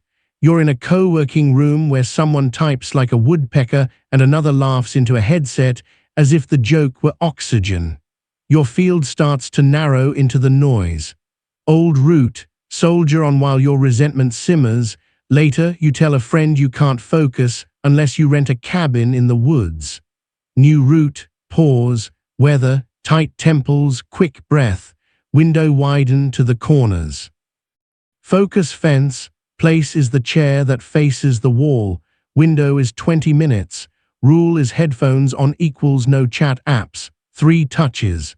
Single tab sprint, draft the intro paragraph only. You write the first 2 clunky sentences and want to leave your body. Instead, you whisper the line that toggles identity. You are the awareness, not the emotion. You are the steward of attention, not its victim. 10 minutes later, the paragraph is still inelegant, but it exists. That existence is a lever for tomorrow. Existence beats fantasy every time. Taste what's left from your last sip. Bitter edges of coffee, sweetness, metallic water. Let peripheral vision widen until you can see the farthest corner without moving your head. Here's a drill for distraction flares mid-sprint, the 2-rail redirect. Rail 1 is a parking lot, a single page where you drop the urgent but not now thought with 1 sentence. Rail 2 is breath count, 3 cycles of 4-4-6 where you hear the exhale. The parking lot respects the mind's impulse to remember. The breath respects the body's impulse to speed. Redirect in under 15 seconds and return your eyes to the same word you left. The word is an anchor. The anchor is how ships ride out weather. In the city's heat, you once tried to focus in a cafe where the air smelled like espresso and rain on pavement, and your mind felt like popcorn. You ran the focus fence and still struggled. That's data, not failure. So you used a cousin of the fence called the focus swap. When a sprint stalls, you swap your verb but keep your place, window, and rule. If write stalls, you switch to outline. If outline stalls, you switch to research. If research stalls, you draft questions. Momentum returns not because task B is better, but because you impersonated forward motion long enough for chemistry to catch up. The brain loves beginnings. Give it many beginnings that are secretly the same project. Feel the weight of your tongue in your mouth, resting like a stone in a river. Soften the muscles at the base of your skull, tiny and hardworking. Here's where we recruit the reticular activating system on purpose with a ritual named the signal sweep. Before a sprint, you tell your RAs exactly what to highlight like a helpful librarian. Flag sentences that start with a verb. Flag any number above 5%. Flag one quote that sounds like a human. The librarian now has a useful list instead of Panic's all-access pass. During the sprint, you'll find your eyes magnetized to the cues you requested, which makes progress feel like discovery instead of drudgery. When the sprint ends, you thank the librarian. It matters that you mark small wins. Dopamine likes gratitude. Attention likes dopamine. You like both arranged in service of your aim. An evening relationship scene, because focus in conversation is a gift rarer than flowers. You sit on the couch. Someone you love starts telling a story about their day. Your brain wanders toward tomorrow's meeting. Old route, nodding while absent, guilt gnawing later. New route, focus fence for listening. Place, the left cushion with your phone face down on the bookshelf. Window, 15 minutes. Rule, no composing replies in your head. 3 touches. You listen with your whole face, eyes soft, shoulders loose, body angled toward. When your mind sprints ahead to solutions, you use 2-rail redirect. 1 sentence written in your parking lot later, 1 breath now. At minute 12 you ask, do you want ideas or a witness? The conversation lands gently. Focus is not just for projects, it's how love learns it's safe. Notice the smallest movement of air on your wrists, those honest sensors. On the next inhale, let your belly rise by a centimeter, and on the exhale, feel the warmth leave. A tool for mornings when your attention feels gummy is the cold open. Cold open means you start the day with a sprint before you check any inputs. It's the brain equivalent of carving a fresh trail before footprints crowd the snow. The cold open can be 5 minutes. The win is that you declare authorship over the day's first chemical signature. Stress will try to write it for you. You write it yourself with a small, complete act. The nervous system remembers firsts. You will meet friction that looks holy, the urge to just research a little more, to tidy a bit more aggressively, to make one more planning sheet. Sometimes that's preparation, often it's fear wearing useful clothes. The focus fence is how you learn the difference. Preparation loses tension once the sprint starts. Fear asks you to postpone starting until starting is impossible. When fear arrives dressed as duty, run the signal sweep. Ask your RAS to flag genuine prerequisites and ignore theater. Then enter the window. Your identity shift deepens with every entry. You are not the person who waits to feel like focusing. You are the person who builds focus and then walks into it. A late-night code session lives in your memory. You had a bug that only appeared when the server coughed under load. The forum tabs multiplied like rabbits. Old route, hunt until your back hurts, collapse, dream in stack traces. New route, fence, place, the standing desk. Window, 40 minutes. Rule, edit only, no search for the first 20. Single tab sprint, instrument 2 functions and capture 1 failing case. 2-rail redirect, parking lot, the temptation to Google, breath audible. At minute 30, you found the misordered call and laughed out loud, the sound surprising at that hour. The laugh wasn't only for the fix, it was for feeling yourself hold a line your past self abandoned. That's what grows here, a quiet pride that doesn't need witnesses. Let your eyes track a rectangle, screen, frame, book, like a slow horizon scan. Peripheral vision is a nervous system sedative. It tells the midbrain that predators seldom attack from the obvious center. With that calm, imagine your calendar as a body of water. The focus fence becomes a set of piers extending into the day. Without peers, you tread and tire. With peers, you walk above the churn and lower a line on purpose. A practical drill to build peers, the 3 peers plan. At the end of each day, you schedule 3 windows tomorrow, 1 long, 1 medium, 1 tiny. You name their place, window, and rule in writing. You keep 2 of the 3 at minimum. The nervous system loves partial credit. You give it a pattern it can keep even on messy days. There will be moments when attention collapses no matter what you do, illness, grief, the logistics of being a human animal. On those days, your fence gets soft. The single-tab sprint becomes a single-breath sprint. 1 inhale, 1 exhale, 1 inch of kindness. You say, today the focus is being alive and gentle. That's not a pass, that's precision. Your values remain in play. You cook soup and answer the 1 necessary message. You mark the others for the morning.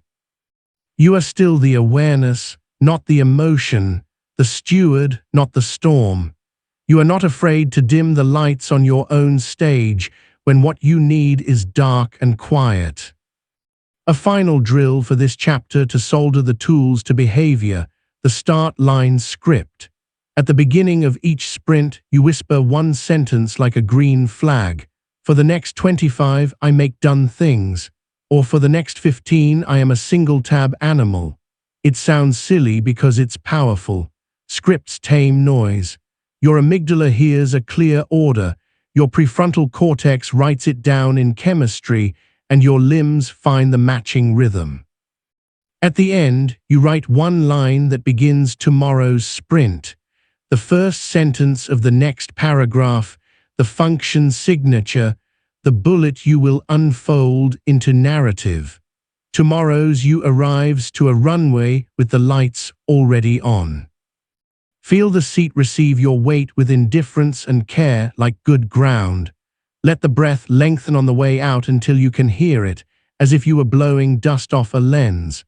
This is what you're becoming, not a person who never struggles to focus, but a person who knows exactly how to build focus when struggle knocks. The pause is your doorway. The focus fence is your threshold. The single-tab sprint is your walk. The 5-15-5 arc is your cadence. The 2-rail redirect is your turn signal. The signal sweep is your librarian. And you are the one driving this attention through your life with gentleness and aim. You are the awareness, not the emotion. You are the steward of your focus, not the audience for your fear.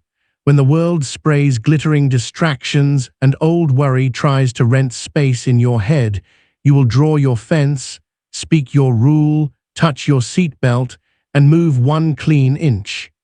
Over and over until the day reflects what you practiced in minutes. There's a voice that wakes before you do. It's quick with verdicts and stingy with mercy. It comments on your face in the mirror, the email you sent, the silence in a room. It sounds like protection because it arrives before pain does, but most days it is the pain. You've learned to pause, widen, pick a micro yes, build a fence. Today you'll transform the voice that lives inside the pause. Not silence it, train it. Because the quality of your self-talk is the climate control for your nervous system. We'll install 2 tools. First, the Critic-to-Coach switch, a compact conversion you can run mid-sentence. Second, the emotional alchemy ladder, a stepwise way of moving from hot states to helpful states without pretending you feel fantastic. When the inner voice learns new manners, your biology follows. Muscles unclench, breath deepens, attention returns as if it never left. You'll stop letting the harshest person in the room be the one behind your eyes. Notice the temperature at your inner wrists, that thin-skinned honesty. Inhale for 4, hold for 3, exhale for 7. The Critic-to-Coach switch is a sentence surgery. Catch a harsh line and convert it on the spot using 3 edits, from global to specific, from judgment to behavior, from past to next step. You always blow it becomes, you missed the deadline on the Q3 brief. Next step is a 15-minute scope review with Ali at kickoff. Global melts into specific, judgment becomes behavior, past turns to a next inch. This isn't motivational sugar, it's glucose for the prefrontal cortex. Specific, behavior, next step. The switch takes 5 seconds and changes chemistry faster than argument ever will. A scene from Monday morning. Your cursor blinked like a metronome judging your tempo. The critic arrived with its suitcase of absolutes, lazy, late, behind. Old route, push harder against the words, then collapse into scroll as if to spite them. New route, pause point protocol, where the words, tight scalp, shallow breath, window widen to the corners of the room, then the switch. Lazy to you slept 6 hours, your brain runs better at 7. Next step, 5:15:5 arc on the intro. You spoke it softly, ears are a back door to belief, and felt your shoulders drop by the weight of a key. You opened a window, set one rule, and moved. The voice didn't disappear. It tilted, then followed. Feel the weight of your tongue resting like a small stone on the floor of your mouth. On the inhale, imagine your ribs widening like an old accordion. On the exhale, hear a quiet thread of sound. The emotional alchemy ladder gives the voice a staircase. You don't leap from panic to peace. You step from state to state, a rung at a time. The rungs are named with verbs because verbs move you. Notice right arrow name, right arrow normalize, right arrow narrow, right arrow nudge. Notice is sensory, warm ears, racing thoughts. Name is language. I'm noticing alarm. Normalize brings context without indulgence. Of course there's alarm, stakes feel high. Narrow reduces scope. It's about this message, not my entire career. Nudge is the smallest action. Type the first sentence and breathe out for 7. Each rung carries a different chemical signal. By the time you nudge, your physiology has followed you down a level from red to amber to workable. Science without the lab coat. Naming recruits prefrontal regions, normalization reduces shame spikes, narrowing deactivates global threat, and nudging creates a feedback loop that rewards action with dopamine. You don't have to remember the regions, you have to remember the verbs. Notice. Name, normalize, narrow, nudge. The ladder fits in a whisper. You can climb it in an elevator. You can climb it in the second between the ping and your pulse. A relationship moment because the inner critic likes to sit third wheel. You planned dinner at a new place. Traffic slowed to a crawl and you arrived late. The host shrugged, your partner's mouth pressed into a thin line. Old route, internal lash, you ruin everything, then a brittle apology that breaks at the first bump. New route, ladder, notice, hot cheeks, buzzing temples, name, I'm noticing embarrassment. Normalize, of course, late and hungry. Narrow, this is about tonight's reservation. Nudge, ask for next available, offer a walk. You turn to your partner, critic-to-coach mid-sentence. We are late, that's on me. I've put our name down 15 minutes. Walk around the block and debrief the week. The line softened. The night didn't need saving, it needed steering. Let your gaze soften until you can see the farthest corner of the room without moving your head. Hear the nearest sound and the farthest sound, a small pendulum to widen your field. The inner critic evolved to keep you in the tribe by anticipating rejection. It catastrophizes to prevent pain, but pain prevention without precision is just self-harm in polite clothing. The switch and the ladder give the critic a job description. We are not firing it, we are promoting it to a coach with deliverables. Coaches specify behaviors and next steps. Coaches climb ladders one rung at a time. Coaches don't shout global insults into a nervous system that's trying to stand. At work you hit send too soon and a client flagged an error. Old route, self-court-martial, a 2-hour spiral, avoidance of the inbox. New route, seatbelt feet and sternum. Critic-to-coach, Your careless becomes you skip the second read aloud pass. Next step is a 2-sentence correction and a process tweak.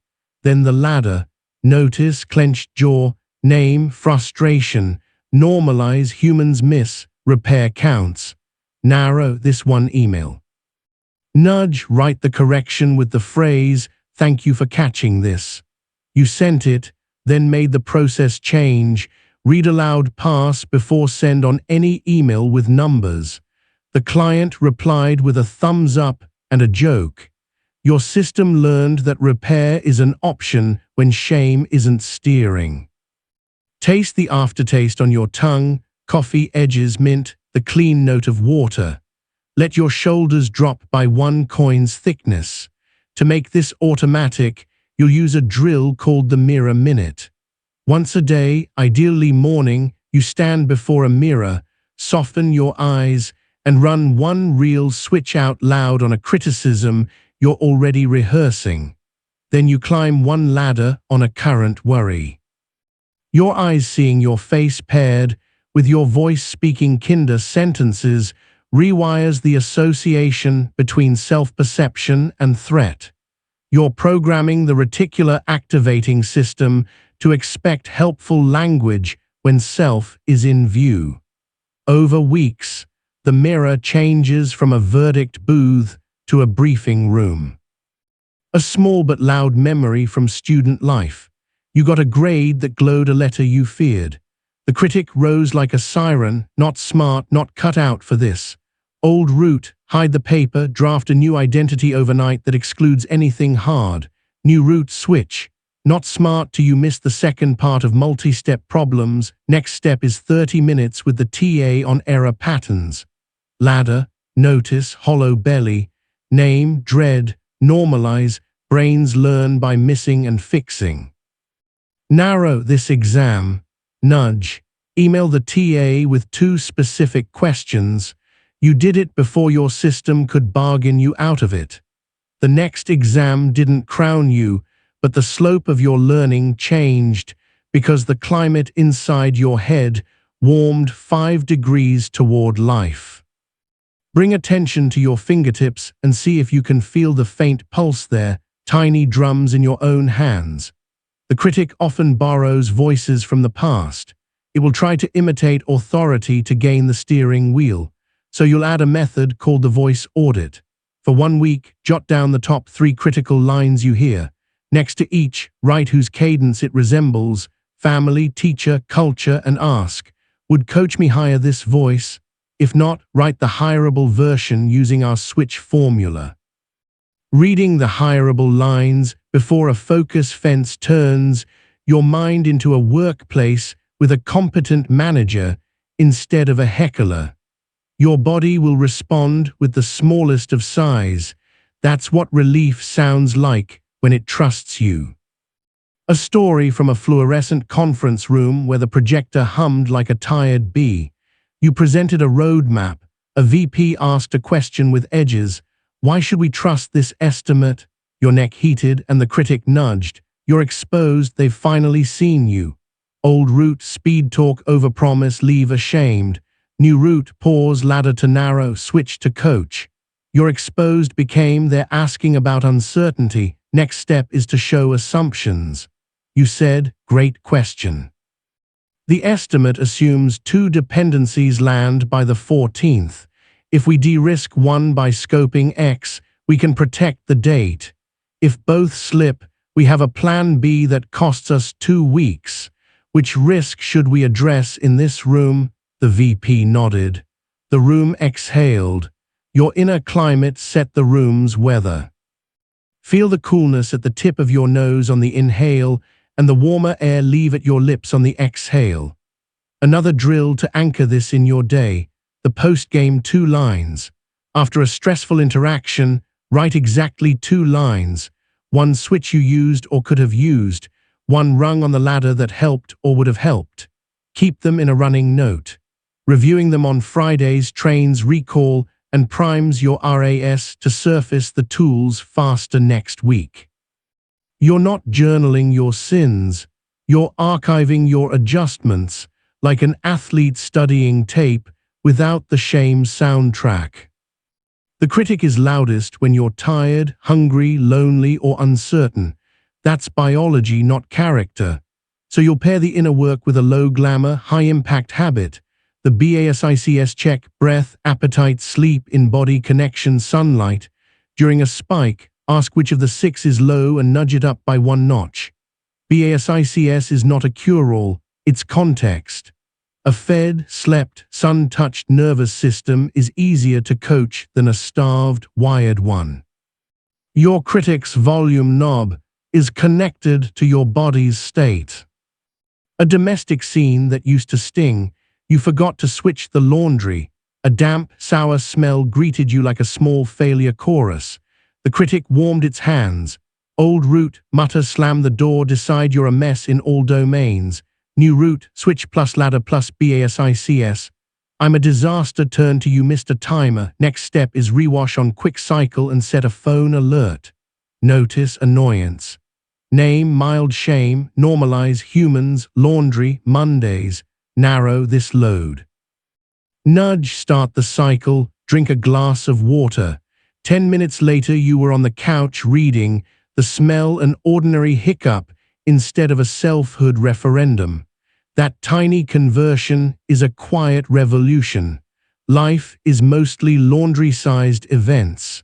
The climate you keep there is the climate of your life. Feel your sit bones as if they were 2 small anchors, simple and sufficient. Let your eyes soften again and find a neutral object, a book spine, a light switch to rest on for 1 breath. The critic will argue that kindness makes you soft. You'll show it data. When you switch to specific behavior, next step, output climbs because action replaces rumination. When you climb the ladder, recovery time shrinks because physiology follows verbs. When you run BASICS, reactivity drops because the dog has been fed and walked. You don't become permissive, you become precise. Precision is kindness with teeth. In the clinic waiting room with beige chairs and a fish tank's steady hum, you watched your name appear on a screen. Your chest did the elevator drop. The critic reached for a megaphone made of future catastrophes. Old root, sprint into worst-case movies and miss the actual conversation. New route, seatbelt, ladder to narrow. Critic-to-Coach. You'll fall apart became you're scared. Next step is to ask for the summary and the plan twice slowly. You told the clinician, I get flooded, I'd love the bottom line and the next 2 actions. They obliged.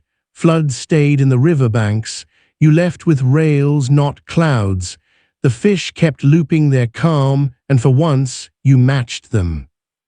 Taste the faint metal of water or the sweetness of whatever's left in your mouth.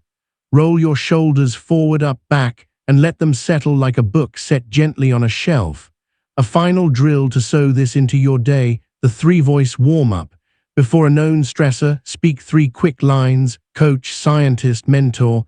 Coach, specific behavior, next step. Scientist, we'll gather data. Mentor, future, you will be proud of 1 honest inch. Then climb a microladder in 10 seconds. The warm-up is like stretching your language before you lift something heavy. Your nervous system recognizes the sequence and loosens its grip on the panic lever. Identity matters here more than anywhere. You are the awareness behind the words, not the words themselves. You can choose a dialect that serves you. The critic is a loyal but untrained guard dog. The coach is you after obedience school.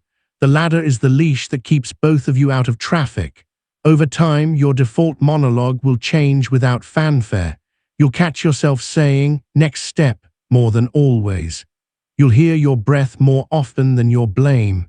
The day will still throw you puzzles. You'll solve more of them with less collateral damage. Feel the chair receive you, indifferent and dependable. Hear the room hum the tiny song of electricity. You don't need a new personality, you need practiced sentences. The Critic-to-Coach switch, and the emotional alchemy ladder give you sentences that carry weight in your bloodstream. BASICS gives you the body that can hear them. Your pause becomes a workshop where language shapes chemistry and chemistry shapes choice. This is not about pretending nothing hurts. It's about speaking to yourself like someone who intends to keep going. You are the awareness, not the emotion. You are the voice giver, not the voice taker. When the old verdicts arrive dressed as truth, you will notice, name, normalize, narrow, and nudge. You will cut the sentence and stitch it back together, specific, behavior, next step. And then you will take that step, small and human, into a day that trusts you a little more than yesterday. Resilience isn't the absence of storms, it's your choreography after the storm. You've learned to pause, to focus, to coach your inner voice. Now we teach your system how to return faster, cleaner, with less debris.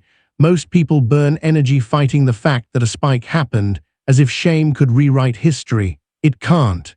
Recovery is a skill set, not a personality trait.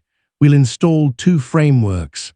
First, the 3R recovery loop: regulate, reconcile, recommit. Second, the energy budget: spend, earn, protect.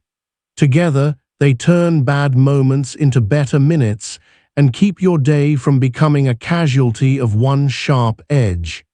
You won't be chasing perfection, you'll be building return speed, the metric that actually predicts steadiness. Feel the temperature on your cheeks, the cooler air at the nostrils on the way in, and the warmer ribbon on the way out. Let your shoulders drop the depth of a coin. The 3R recovery loop begins the instant you notice you slipped, snapped, scrolled, overpromised, underprepared. Regulate is first because biology drives the bus. Think of it as clearing the flood from your prefrontal doorway. 2 micro choices work anywhere. The physiological sigh, 1 deep inhale, a second short sip inhale to top off the lungs, then a long, audible exhale. And the neck release, turn your head slowly left and right as if scanning a horizon, which nudges the vagal breakthrough eye neck reflexes. 30 seconds can drain enough charge to let you think like you. Reconcile is next.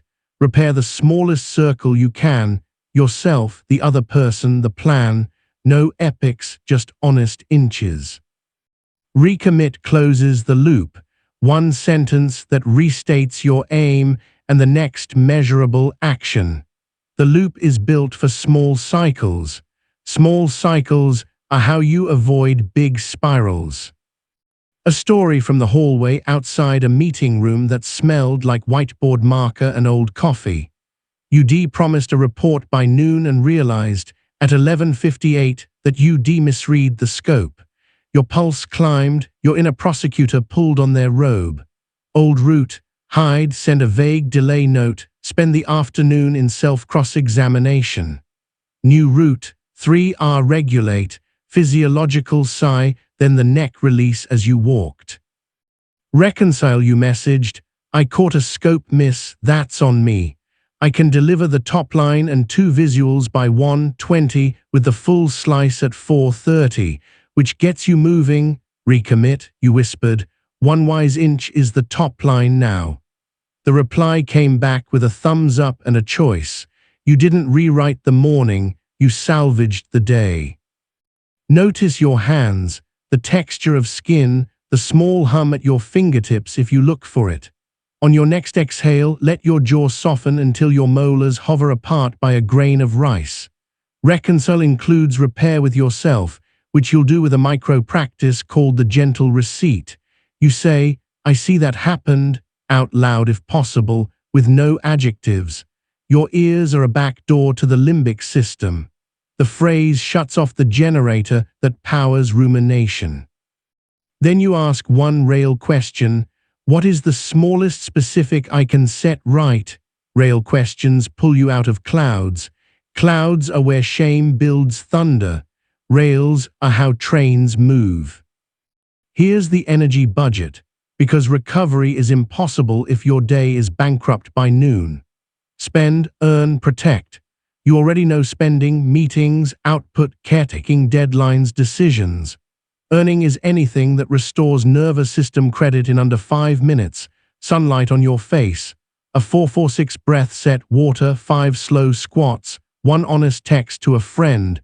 Stepping into the sanctuary room. A 2-sentence gratitude in shadow, where you thank a tough thing for the skill it's making you practice. Protect is about leaks, commitments that drain without moving what you value. The budget is run in micro-checks, not spreadsheets. Every time you pause, you ask, where did I just spend? What can I earn now? What leak can I protect against in the next hour? RAS loves clear lists. We give it 3 verbs that change blood chemistry, not just calendars. An evening scene because home is a lab too. You promised yourself you'd be present at dinner. The laptop stayed open just for a minute, and 20 became 60. A loved one said your name with that flat tone that means they're tired of asking. Old route, defensiveness, then sulking. New route, 3 are on the spot. Regulate, physiological sigh at the sink while the water runs cold over your wrists. Reconcile, you're right, I slipped. I'm closing now. Do you want the candle or the playlist? Recommit, phones off at dinner, said to the room and to yourself. The energy budget follows. Spend was the extra hour, earn is music and 5 breaths. Protect is moving the laptop to another room before dinner tomorrow. You're not posturing, you're budgeting your nervous system like it matters because it does. Feel your feet against the floor. Spread your toes inside your shoes as if you were making more surface area for calm to land on. The budget runs better with a meter, so we'll install the 60-second ledger. Once mid-morning and once mid-afternoon, you jot 3 words. Spend, earn, protect with 1 item each.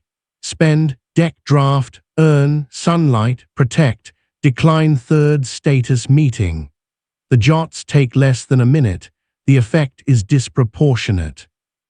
You're showing your RAs what to highlight, restorable resources and preventable leaks. Over days, attention comes preloaded with options other than doom. Science in work boots. Self-regulation improves when you load the prefrontal cortex with near-term, doable steps, particularly ones that change interoceptive signals, breath, muscle tension, temperature, that's regulate. Social safety increases when you initiate timely, honest repair, naming the miss, offering a path, that's reconcile. Goal pursuit stabilizes when you restate aims in concrete language tied to time and action. That's recommit. And because glucose and neurotransmitters are not infinite, the energy budget keeps you from running your brain like a phone on 1% with 15 apps open. We are not rebuilding you, we are rewiring your returns. In a fluorescent-lit clinic's parking lot, you once cried in the car after a hard phone call. Old route, push it down, charge into the next task, brittle and braced. New route, 3R regulate, 2 physiological sighs, windows cracked, a hand over sternum. Reconcile, I see that happened. You sent 1 text, scan was hard, taking 10, call you after. Recommit, next inch is water, then email the 1 update only. Energy budget, earn with sunlight, protect by rescheduling the low-impact meeting that mostly performs busyness. 10 minutes later, you weren't healed, you were human and functional. That difference is what keeps life from biting through the leash. Taste whatever lingers in your mouth, coffee, edges, mint, the clean metal of water. Let your gaze widen to catch the farthest corner of the room. For moments when you can't repair right away, add a tool called the tethered apology. You write a 2-sentence note and park it until you can deliver it live. I spoke fast and sharp. That's on me. I'd like to re-engage when I've cooled and can listen. Tethering prevents the critic from chewing your insides while you wait for timing. It's reconcile in escrow. When the moment arrives, you deliver without theater. Over time, people start to trust your recoveries, which is a better reputation than never erring. A small story from the gym's rubber floor smell. You reached for a bar that used to feel light and now felt stubborn. Old route, ego lift, tweak a muscle stew. New route, energy budget first. Spend is the day's mental load. Earn is a 3-minute warm-up. Protect is adjusting the plate. 3R sits nearby for the moment you judge yourself.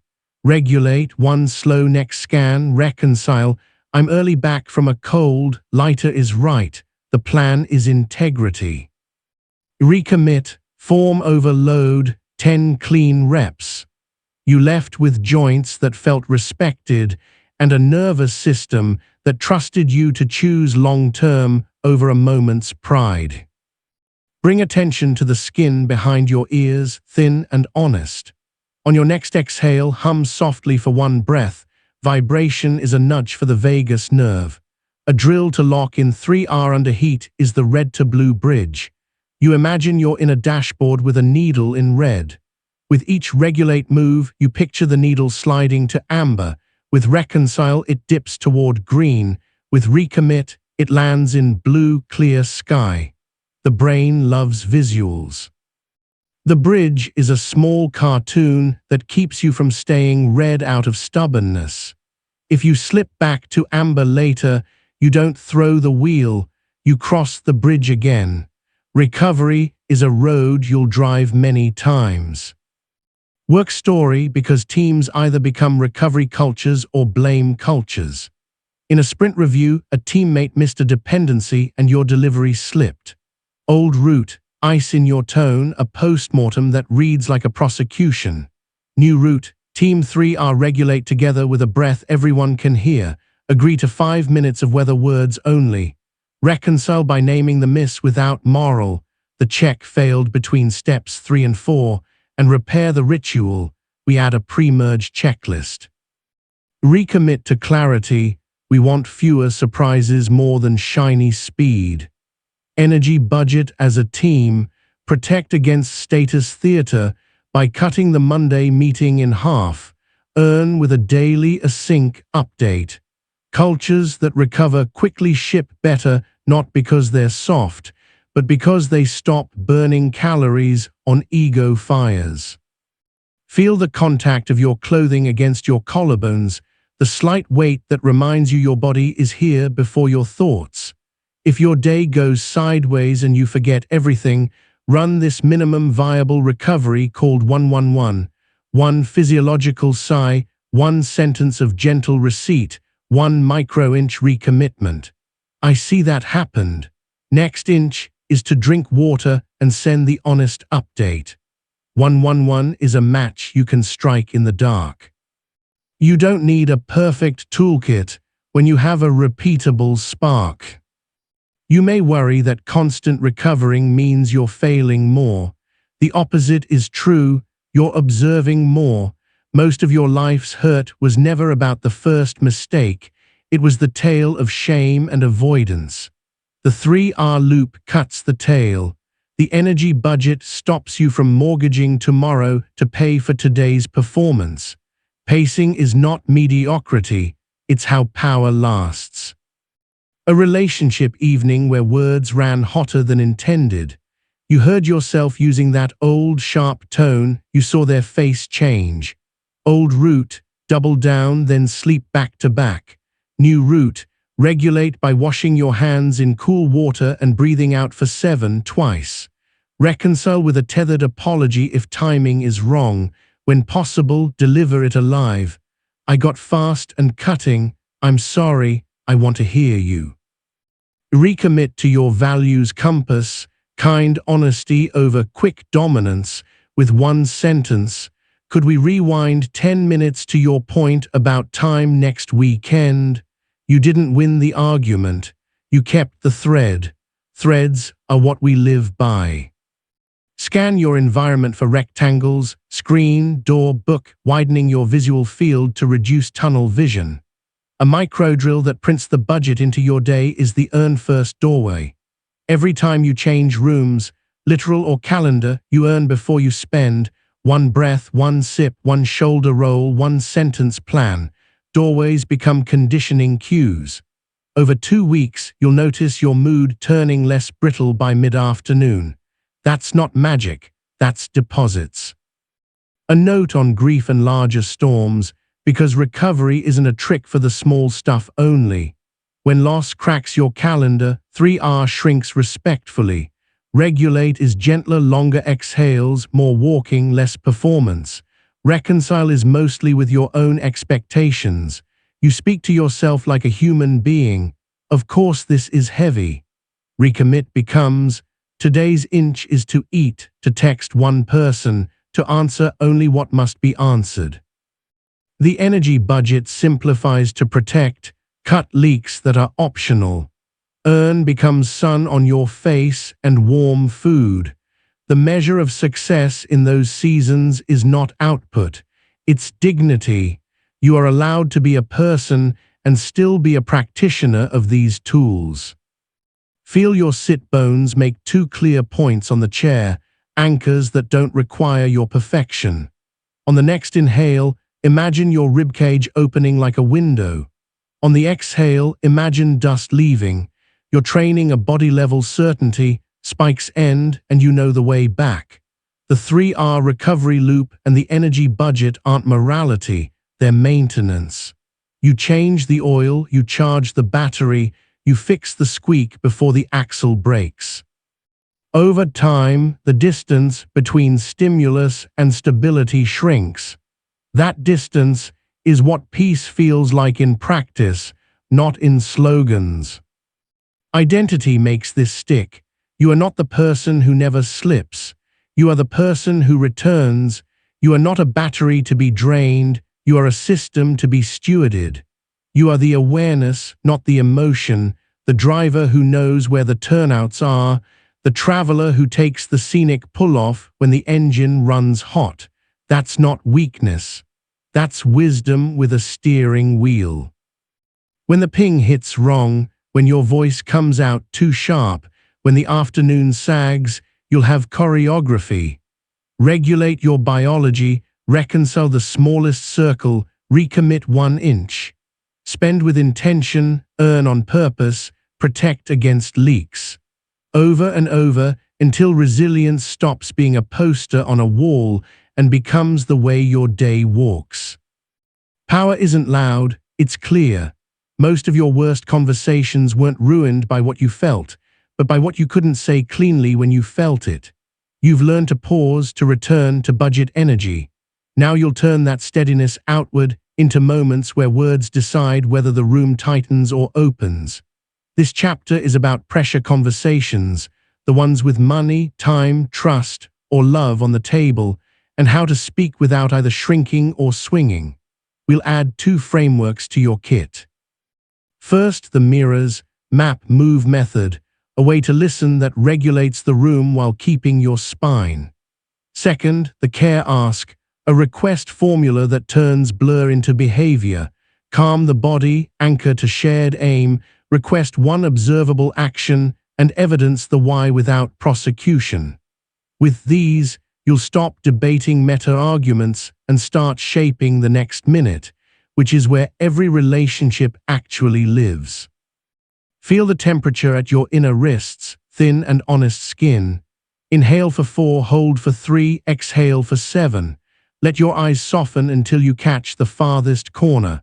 Conversations compress your window faster than anything. The pause widens it, but listening is what keeps it open. Mirrors, map, move begins with a mirror. You reflect back the last sentence or the felt emotion in 1 clean line.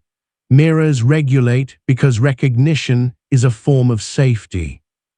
Then you map, you summarize the structure of what you heard as if drawing a simple road, problem, impact, desire. Finally, you move, you ask 1 clear question or make 1 clear ask that nudges the talk toward a rail. Mirrors tell the amygdala, I see you. Maps tell the cortex, I understand the terrain. Moves tell the future, here's a foot to put down. A story from a project room where the air smelled like marker ink and old coffee. A stakeholder said, "This timeline is unacceptable," with a tone that could peel paint. Old route, defend, debate, sink the hour into a blame excavation. New route, seatbelt, feet grounded, palm briefly to sternum. Mirror, you're looking at the date and feeling it won't work. Map, the risk you're seeing is revenue tied to that launch. If we slip, the quarter misses. Move, what's the minimum feature set that still protects that revenue if we split the release? The room's muscles unclenched. You didn't capitulate, you moved the conversation from weather to rails. That's what power sounds like. Neither apology nor attack, just a clear hand on the wheel. Notice the coolness of the air on your next inhale and the warmer ribbon as you exhale. The nervous system science is simple and actionable. Mirroring language recruits social bonding networks, which lowers limbic arousal. Mapping engages prefrontal structure building. A good question shifts attention from threat detection to problem solving, which reroutes glucose to where thinking lives. You're not therapizing the room. You're engineering the conditions for adult brains to behave like adult brains. If someone refuses those conditions, the pause gives you options that include the door. Now the counterpart, the care ask. Calm the body first, one audible exhale, eyes wider by 2 millimeters. Anchor to a shared aim, name the why you both want. Request one observable action, something a camera could see in a time frame a clock can hold.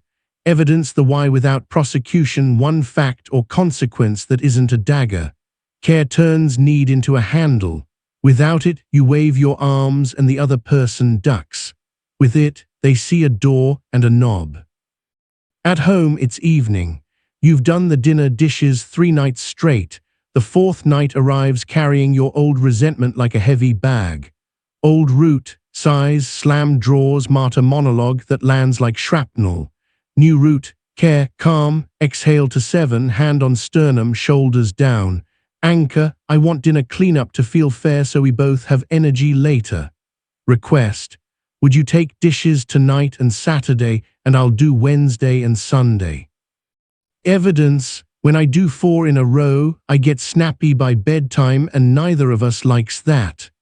No moral theater, just a knob on a door. You watch their eyes register the clarity. Clarity is kind. Feel the fabric against your collarbones, that slight weight that proves you have a body before you have a point. In a relationship talk where old patterns patrol like guard dogs, mirrors, map, move prevents escalation from borrowing your mouth. Your partner says, "You're never really here when I talk about work." Mirror, you're feeling alone in those conversations. Map, when you share a stressor and I problem solve fast, it feels like I'm not with you. Move, do you want ideas or a witness right now? The room changes temperature. Not because you surrendered identity, but because you lent your prefrontal cortex to the conversation until theirs could come back online. A scene from the clinic hallway where bad news smells like antiseptic and warm plastic. The physician speaks a sentence that makes the floor tilt. Old route, nod, freeze, forget half the information, go home and search catastrophes. New route, care toward clarity. Calm, 2, 4, 3, 7 breaths. Anchor, I want to understand the plan so I can follow it. Request, would you say the bottom line once, then the next 2 steps, and I'll repeat them back. Evidence, I flood under stress and don't want to miss anything. You're not performing politeness, you're engineering recall. Later, when fear visits at 2 a.m., your notes read like rails, not thunder. Taste whatever lingers, coffee, edge, mint, clean water. The room may not always meet you in good faith. That's not a reason to abandon your clarity, it's a reason to bring a boundary with it. So you'll fold in an escalation circuit called exit and re-enter. When volume rises or respect falls below your line, you name your line and the return path. I want a useful conversation and I need us both under a 6 out of 10. I'm I'm taking 10 and I'll re-enter at the half hour to discuss options. Exit without slamming, re-enter with a move.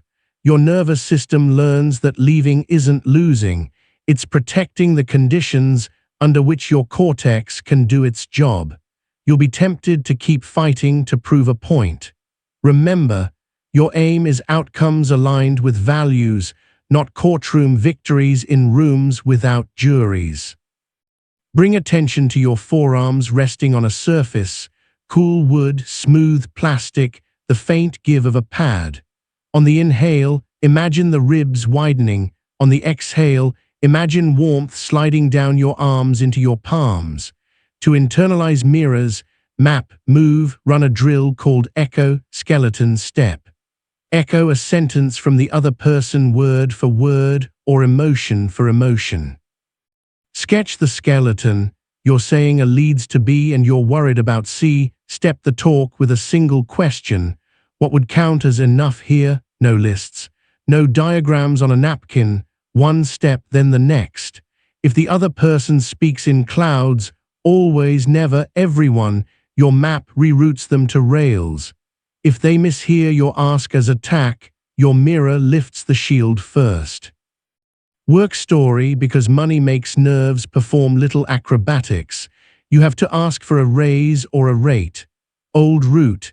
Rehearse catastrophes, speak in caveats, leave with a hollowed-out feeling that lasts a month. New route. Care, calm, one audible exhale you can hear in your chest. Anchor. I want to keep doing work at this level and be aligned on value. Request, effective next month, let's adjust my compensation to X, which matches the scope and market. If that's not possible, let's set a date to revisit and define the milestones. Evidence, since January I took on ownership of A and B, shipped C, and the team's OKR lift was 18%. Then mirrors, map, move if they balk. Mirror, you're balancing budgets under pressure. Map, your worry is precedent and fairness. Move, what range honors the work and fits the budget, and which milestone would unlock the rest. You walk out with data or a timeline instead of a vague promise. The nervous system loves concrete, so do bank accounts. Notice the small hum in your fingertips when you pay attention to them, that tiny drum. People-pleasing isn't generosity, it's fear in a friendly mask. The pause uncovers that. Care gives it a new job. You can love people and still make clean asks. The ask is a respect move. You're respecting their agency by giving them a clear choice instead of making them guess your needs or endure your resentment. Your reticular activating system will keep searching for signs you're too much. Feed it counter-evidence on purpose. Moments when clarity went well, when someone thanked you for saying the quiet thing aloud, when the relationship grew because the conversation did not rot underground. A kitchen scene because homes carry old scripts. You and a sibling are planning a trip for a parent's milestone. They push for a lavish plan, you're watching the budget, your jaw tight as a drum. Old route, sarcasm, a tense spreadsheet, a cold week after. New route, mirror, you want this to feel big and beautiful. Map, you're tying big to venue and headcount. I'm tying it to time together and money sanity. Move, if we cap the headcount at 20 and spend the difference on a photographer and a quiet brunch the next day, does that hit your big and my sane? Care if they wedge, calm, one long exhale. Anchor, we both want them to feel cherished. Request, let's lock the 20 cap by Friday. Evidence, we won't lose deposits and we keep peace after. The holiday stays a holiday.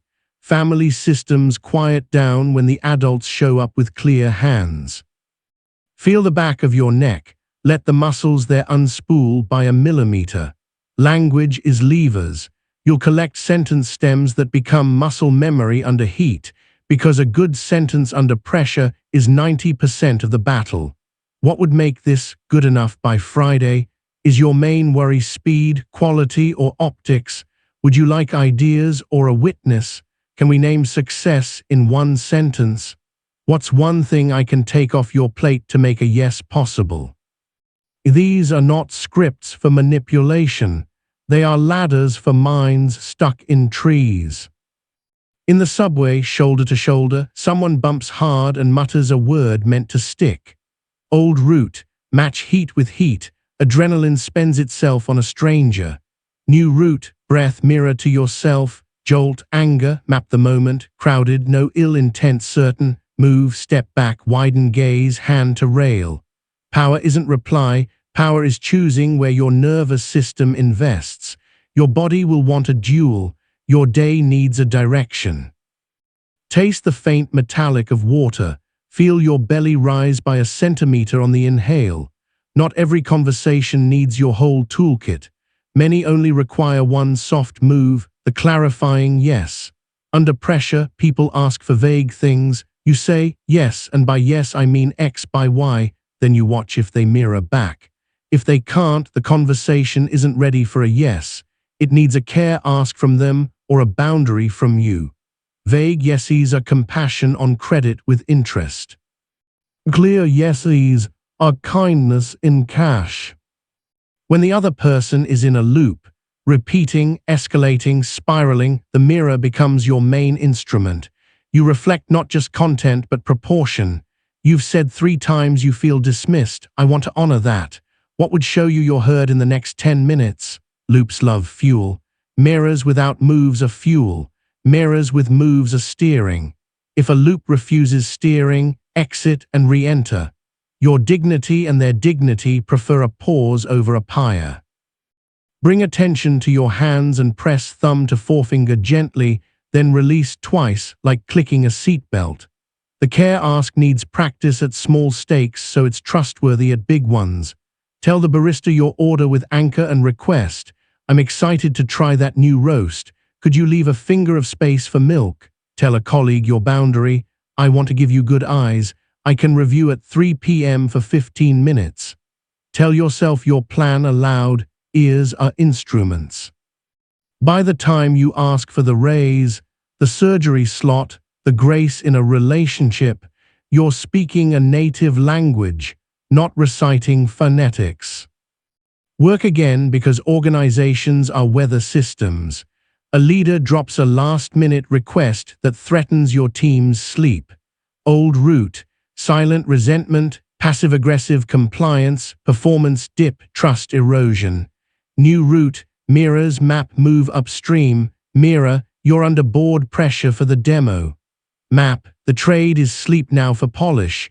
The risk is defects and team morale. Move, if we slip the fancy animation and deliver a stable core, does that satisfy the demo and keep the team human? Care if asked for miracles. Calm, anchor, we want a strong demo and a sustainable pace. Request, let's lock scope by 4 p.m. We'll deliver A and B and cut C evidence. Cutting late increases defect rates by 40%. We'll avoid that.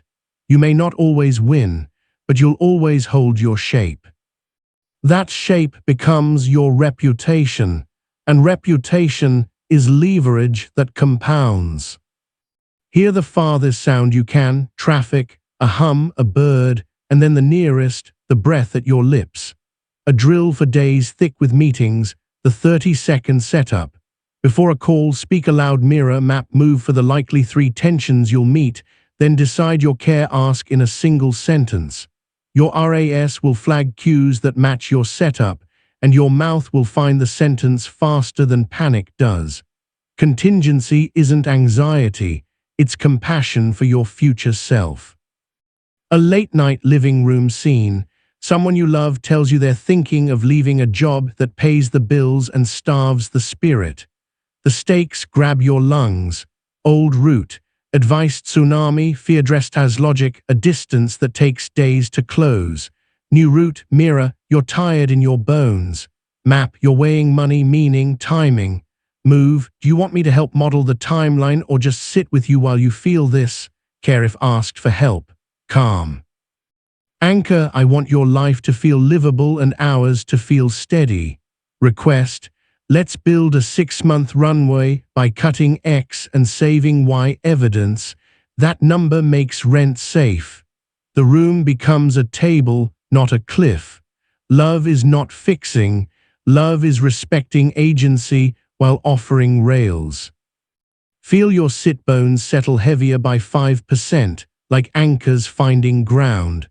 The identity turn here is quiet and crucial. You are not the emotion, you are the awareness. You are not the room's weather, you are the person who can hold an umbrella and pass one across. Your power is not volume, it is clarity, sequence, and care. You can be kind at the speed of truth. You can be direct without being sharp. You can say no and mean, I'm protecting the conditions under which my yes is trustworthy. There will be days you blow it. Voice too hot, ask too vague, boundary too late. 3 hour waits for you and the next conversation offers a new canvas. You'll create a streak not of perfection but of returns. Mirrors before moves, maps before opinions, care before complaints. Rooms will start to feel different around you, not because you are magic, but because you carry a nervous system that knows how to breathe first and speak second, and words that aim at rails more than storms. Let your breath lengthen on the way out until you hear it, as if blowing dust off a lens. Picture your next pressure conversation. See your mouth shape the mirror with dignity, your mind sketch the map in one quiet line, your voice deliver the move and the care ask in sentences that hold their own weight. Feel the room settle a notch. That notch, repeated, becomes culture, at work, at home, inside your own head. You're not chasing being right, you're building being clear.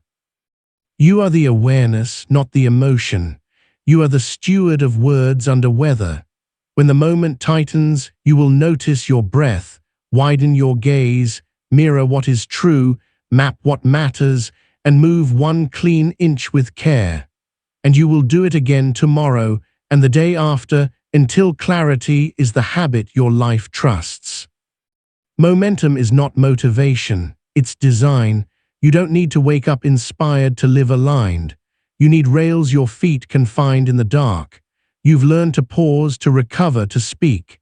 Now you'll build an environment that quietly conspires for you when your willpower is asleep. This chapter is about architecture, the tiny physical and temporal edits that make good choices friction light and misaligned ones friction heavy. We'll add 2 frameworks. First, the anchor stack, a method for chaining micro-behaviors to existing routines so your nervous system doesn't have to invent a runway each day. Second, friction sculpting, an art of adding or removing 5-second obstacles to steer your future self without drama. With these, you stop negotiating with each moment and start letting your environment carry half the weight. Discipline becomes less of a personality test and more of a floor you can stand on. Feel the temperature at your inner wrists, thin and honest. Inhale for 4, hold for 3, exhale for 7. The anchor stack is simple and sneaky. You pick 3 daily anchors, things you do regardless of mood. Wake, first drink, first doorway, first inbox check, lunch, commute, brush teeth, bed. To each anchor, you attach 1 micro-behavior that takes less than 60 seconds and points at a value. Wake anchors 1, 4, 4, 6, breath, and a question from the values compass. First drink anchors a 5, 15, 5 arc declaration for your first sprint. First doorway anchors an earn first action, sunlight or 1 deep sigh. Brush teeth anchors the mirror minute. Bed anchors the 3-voice warm-up for tomorrow, coach, scientist, mentor. The stack is repetition, not heroics. Your reticular activating system begins to expect the pattern and highlights cues that match. You are teaching your biology that integrity has a rhythm. A morning scene in a kitchen that smells like coffee and toast. Old route, phone first, mind floods, you impersonate yourself until noon. New route, anchor stack. Wake, hand to sternum, 1 exhale you can hear. First drink, 20 minutes, 1 tab, said softly to recruit ears and cortex. First doorway, you step into light and let your retinas drink it for 10 seconds, energy earned. Inbox, signals sweep, flag names, dates, and verbs. By 9, your day is already braided with choices you didn't debate. This is not discipline by grit, it's choreography by design. Notice the coolness of air at your nostrils on the inhale and its warmer ribbon on the exhale. Friction sculpting is the counterpart that edits your environment's frictions by 5 seconds. Put obstacles in front of what hurts you, grease the rails for what helps you. 5 seconds is intentional because that's how long it takes an impulse to either survive or starve. If the snack lives on the eye-level shelf, move it behind the boring oats and add a clip that slows your hand. If late-night doom scroll owns you, plug the charger across the room and set your phone to grayscale at 9 p.m., a tiny ugliness that breaks the dopamine spell. If writing matters, set the document to open on startup and place a sticky note with the first sentence in the center of your keyboard. You are not bullying yourself, you're shaping affordances. Your future self loves you when you think like an architect. A work story where the floor was carpeted in a pattern only hotels choose. You traveled for a client workshop. Old route, hotel bed plus laptop equals gravity well. Gym clothes stay folded, inbox wins. New route, anchor stack plus friction sculpting. You laid the shoes beside the bed, pointed at the door, water bottle full, playlist queued to the same 3 songs. You hung the do not disturb and set the laptop in the closet behind your suitcase. Wake was anchor 1, shoes did their silent nudge. The closet added 5 seconds to inertia. You went downstairs, walked 10 minutes, and returned to the room with blood in your cortex and a small pride that lasted through the morning session. Architecture outperformed ambition before breakfast. Feel the back of your neck and let the muscles there unspool by a millimeter. We'll add a drill that makes anchor stacks precise. The 2-word tag. Every micro-behavior gets a 2-word identity tag you say out loud while doing it. Writer now, as you open the doc. Kind boundary, as you send the 2-beat boundary message. Quiet return, as you run the physiological sigh. Language recruits identity. Identity carries behavior when mood won't. You are not chanting to impress the universe. You are training the librarian in your head to file your actions under who you are. A domestic scene because houses are memory machines. The front door used to be a portal to chaos. Shoes kick, keys vanish, bags fall like small avalanches. Old route, nightly arguments about clutter that was actually unmade decisions. New route, friction sculpting with a 90-second build. You installed a shallow tray by the door, a hook for keys, a shoe line taped on the floor like a stage mark. You declared an anchor stack. First doorway equals earn first. Exhale and place keys on the hook. You added a 2-sentence family script. Keys on hook, shoes on line. It felt childish to say it. It felt grown to live it. The room became a friend. Your evening arguments retired. Taste whatever lingers. Coffee, edge, mint, clean water.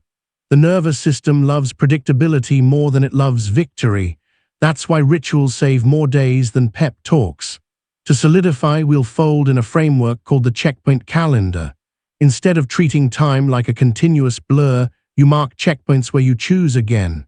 Morning, midday, late afternoon, evening.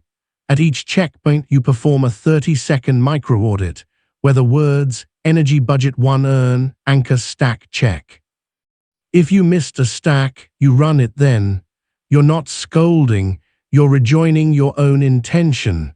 4 miniature on-ramps beat 1 epic promise that collapses at 2 p.m.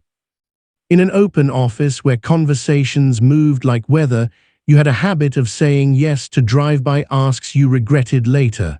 Old route, sure, mouth faster than values. New route, friction sculpting for your mouth.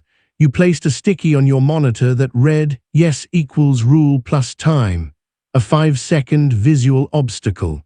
Anchor stack at first ping, triangle anchor plus care ask. I want to help and protect deep work. I can do 10 minutes at 3:15, or we can put 20 on tomorrow's calendar. The sticky bought you 5 seconds. The 5 seconds bought you a day that matched what you say matters. Feel your shoulders drop the depth of a coin. On your next inhale, imagine the ribs widening. On the exhale, imagine warmth sliding down to your palms. For digital life, friction sculpting becomes a survival art. 2 edits in 5 minutes yield hours back. Edit 1, move social apps to a folder on the 4th screen named Later, not Fun. Naming is destiny. Edit 2, set the browser to open to a blank page, not the news. Add a 3rd if you're bold. Use site blockers for hours you predecide, not as penance. This isn't austerity, it's allocation. Your attention is the currency that buys your life. Spend on purpose. A relationship story threaded with old scripts. Sundays used to melt into accidental work and accidental resentment. Old route, you floated, then drowned in tasks you didn't name. New route, anchor stack plus checkpoint calendar. Sunday noon checkpoint includes a 10-minute map of the afternoon with the mirrors. Map move method turned inward. Mirror your desire to rest. Map the must-dos. Move by placing one focus fence for chores and one for pleasure. Friction sculpting, you put the laptop in a bag in the closet, the novel on the couch, and the timer on the coffee table. The day learned which lane to use. Rest stopped needing excuses. Notice the small buzz at your fingertips when attention rests there. A tool to accelerate the stack, the 1% lever. For any habit you want, you lower the threshold until you could do it on your worst day. 1 push-up, 1 sentence, 1 glass of water. Then you pair it with a permission called the Clean Tiny. Clean Tiny means tiny counts as complete, not as failure. You do the 1 sentence and you are done. Of course, often you'll do more, but the identity win prints either way. The reticular activating system starts expecting completion, not avoidance. Completion compels. A story from a fluorescent conference room, the projector humming. You had a deck to present and a habit of tinkering until the last second. Old route, tweak fonts at 3:58, heart race, clarity drop. New route, friction sculpting. You exported the deck at 3:00 and moved the editable file into a folder named Frozen. You set your laptop wallpaper to frozen equals clarity. 5 seconds of friction to reopen. You ran a 5:15:5 arc on the opening instead. The presentation started. You felt your heart steady because you removed the exit ramp to frenzy. Serenity by file path. Feel the fabric against your collarbones, the slight weight that says you're here inside a body. Here's a drill to impregnate your space with intention, the sanctuary dot. Place a small sticker, red, blue, gold, on 3 objects you touch daily: the laptop lid, the fridge handle, the bathroom mirror. Each dot cues 1 breath and 1 sentence. Pause, weather, next inch.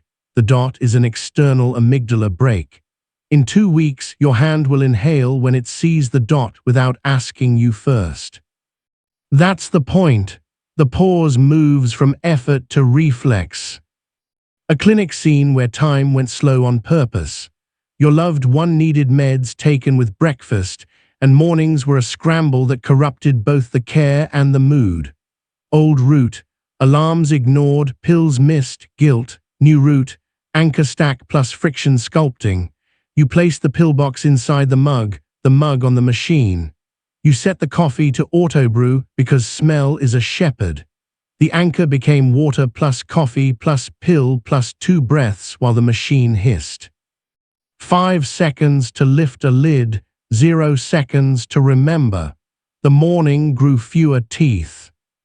Taste the metallic clean of water. Let your jaw unhinge by the width of a grain of rice. To protect your stack when life stacks against you, install the RAIN plan.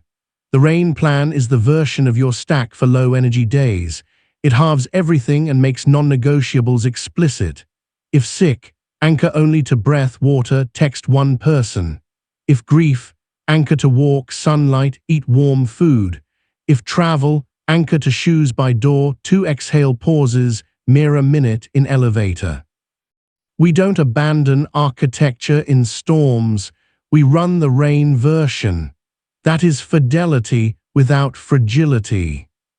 In a co-working space smelling of dusted plants and espresso, you notice that breaks turned into disappearances.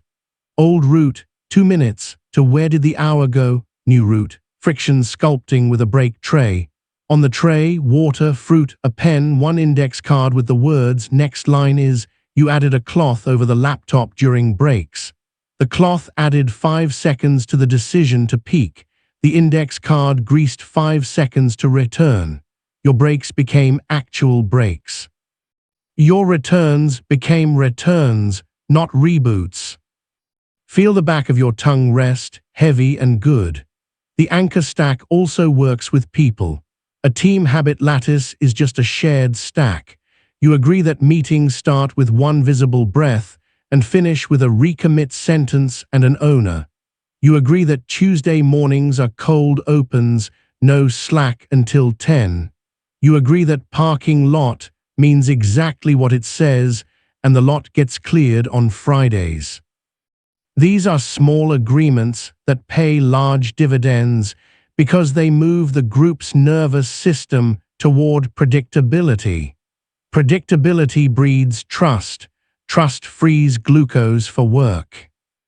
A small story from a late bus. You stood under a streetlight, hands cold, body vibrating with the day. Old route, scroll with numb thumb, miss your stop, carry a smear of internet into your dreams. New route, anchor stack on public time. Bus stop equals breath plus body scan of 10 tiles plus 2-word tag. Calm return. Friction sculpting. You left the news app logged out and the login buried under a password manager that costs you 12 seconds. The bus arrived. You boarded with a body you could still feel. You slept like a human instead of a feed. Hear the farthest sound you can and then the nearest. The rooms hum your own breath. We'll add a quiet powerhouse, the identity beacon. Pick 1 identity sentence that your stack serves. I am the kind of person who keeps tiny promises to myself. Write it where your eyes land, inside your notebook, on your lock screen, at the bottom of your calendar. When you complete a clean tiny, say the sentence. It isn't a boast, it's a breadcrumb trail. The beacon draws you forward when mood shuts off the lights. A budgeting scene because money is a nervous system amplifier. You wanted to save, but desire walked the mall with your card. Old route, vague goals, vague guilt, specific purchases. New route, friction sculpting with a delay gate. You set a 24-hour gate on non-essentials and put your card in a sleeve with a sticky that read, Future Me. You added an anchor stack at paydays, 1 minute to move a set percentage to a separate account labeled Peace. The label matters. You weren't buying a thing, you were buying nervous system quiet. The month felt different, not richer, steadier. Feel your sit bones as anchor points on a map you actually like. On the next inhale, picture your ribcage widening like a window. On the exhale, picture dust leaving. Architecture fixes another common trap, habit collapse after a miss. Old route, miss a day, declare a failure, abandon the path that was working. New route, the golden re-entry. The rule is 1 sentence, never miss twice. If you miss, your next anchor stack is half-sized and scheduled. You put it on the calendar, not in your hopes. Your body experiences you as someone who returns, not someone who performs until imperfect. The nervous system loves this story and repeats it. A quick lap through a cluttered mind. You had 20 open loops, each tugging your sleeve. Old route, swirl, new route, the two-page sweep. Page 1, you dump every loop. Page 2, you anchor stack 3 loops to 3 anchors today and friction sculpt 3 leaks by 5 seconds. You cross off the rest or park them in a next week box. Clarity is not all things done, it is a few things chosen. Your lungs make more room for air when your calendar stops pretending to be infinity. Taste the sweet or metal of your mouth. Let your shoulders soften as if warm water slid down them. You'll be tempted to turn architecture into a new religion. Don't. It's a set of levers, not your worth. Some days you'll trip over your own stacks. That's why we built recovery. Some days you'll polish your frictions until they vanish. That's why we built values. Architecture is there to make the right thing convenient and the wrong thing awkward. You still get to choose. Choice is the muscle we're dignifying. Identity is the glue. You are not a person who waits for motivation to move. You are a designer of minutes. You are the awareness, not the emotion, the architect, not the accident, the steward of a body that follows cues you place with care. When the old current tries to drag you into a day you didn't choose, you will feel the pull and find your dot, your hook, your tray, your tag. You will touch the anchor and nudge the friction. You will take one clean tiny and call it complete. The day will shape itself around that inch the way water shapes itself around stone. There's a story you will start telling when people ask how you changed. You won't say, I became strong. You'll say, I made it easy to be who I meant to be and hard to be who I was. It will sound unromantic. It will be the most romantic thing you ever did for your life. You are the awareness, not the emotion. You are the designer that future you thanks in quiet kitchens and crowded trains. When the world hurls choices at your face, you will turn them into anchors and shape them with 5 seconds of friction. Again tomorrow, again next year, until steady feels like home. Clarity is not certainty, it's commitment. You've built pause, focus, recovery, and architecture. Now comes the muscle most people outsource to luck, decision. Stress makes choices feel like cliffs. The mind stares over the edge and rehearses falling. The truth is quieter. A good choice is usually a small door you walk through, then another. Today you'll learn to choose cleanly when outcomes are fogged and time is not generous. We'll add 2 frameworks. First, the 1-3-1 decision loop. 1 aim, 3 candidates, 1 next test. Second, the shadow cost ledger.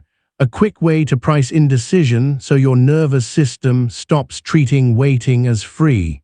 With these, you'll stop butterflying from option to option and start moving like someone who trusts their feet.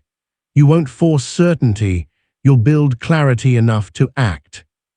Feel the cool thread of air at your nostrils, warmer on the way out. Let your shoulders drop by the weight of a coin. Decisions jam the amygdala because uncertainty smells like threat. Your task isn't to unsmell the threat, it's to give your prefrontal cortex something graspable. The 1-3-1 decision loop is graspable. You name 1 aim in a sentence any 10-year-old could understand.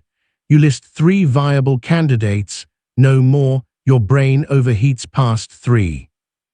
You choose 1 next test that can run in the next 24 to 72 hours. Aim focuses. 3 keeps you honest. 1 test converts fog to feedback. The loop repeats until either 1 candidate wins or your deadline chooses for you. You give yourself rails, not romance. A work scene under fluorescent lights that made everyone look a little seasick. Your team had to pick a vendor. Old route, endless comparison tabs, last-minute panic, a choice made by whoever spoke last with the loudest adjectives. New route, 1-3-1. Aim, reliably handle 10K concurrent users at under 300 ms with support we can reach. Candidates, vendor A with better price, vendor B with cleaner API, vendor C with a no downtime migration tool. Next test, by Thursday, run a load test script against trial instances and email each support line with a contrived but real question. Measure response time and clarity. You didn't marry a brochure, you dated reality. By Friday, one option made itself obvious, not because you believed harder, but because you measured better. The room's shoulders lowered. That's what good decisions buy first. Nervous systems that stop bracing. Notice the weight of your tongue, heavy and friendly on the floor of your mouth. Inhale 4, hold 3, exhale 7. The shadow cost ledger is the loop's accountant. Indecision feels safe because it avoids visible mistakes, but it racks up invisible fees: time, attention, morale, opportunity, respect. The ledger makes those visible in 60 seconds. You grab paper and draw 2 columns: doing, delaying. Under doing, you list the immediate costs you fear: money, effort, exposure. Under delaying, you list the shadow costs for this week: hours lost to rumination, other work starved of attention, team drift, missed learning. Then you circle which total is higher for the next 7 days. Not forever, 10,000 tomorrows hide too much speculation. Next 7 days. Your nervous system can understand a week. Often the shadow costs dwarf the visible ones, and your body feels the math like a release. You're not rushing, you're paying the right bill. A domestic story, because kitchens are decision theaters.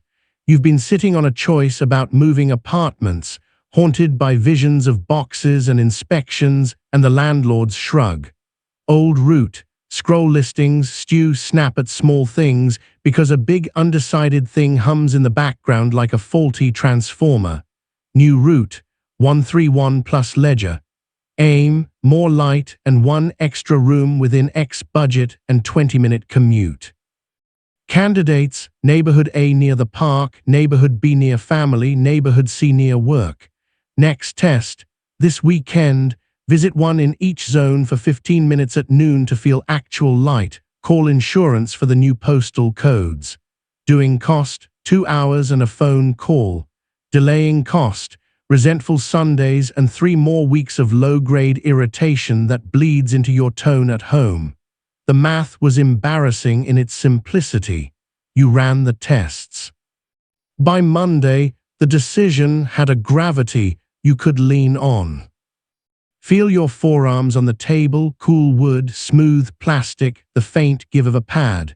Your breath is a pencil. Trace 1 long exhale down the inside of your spine.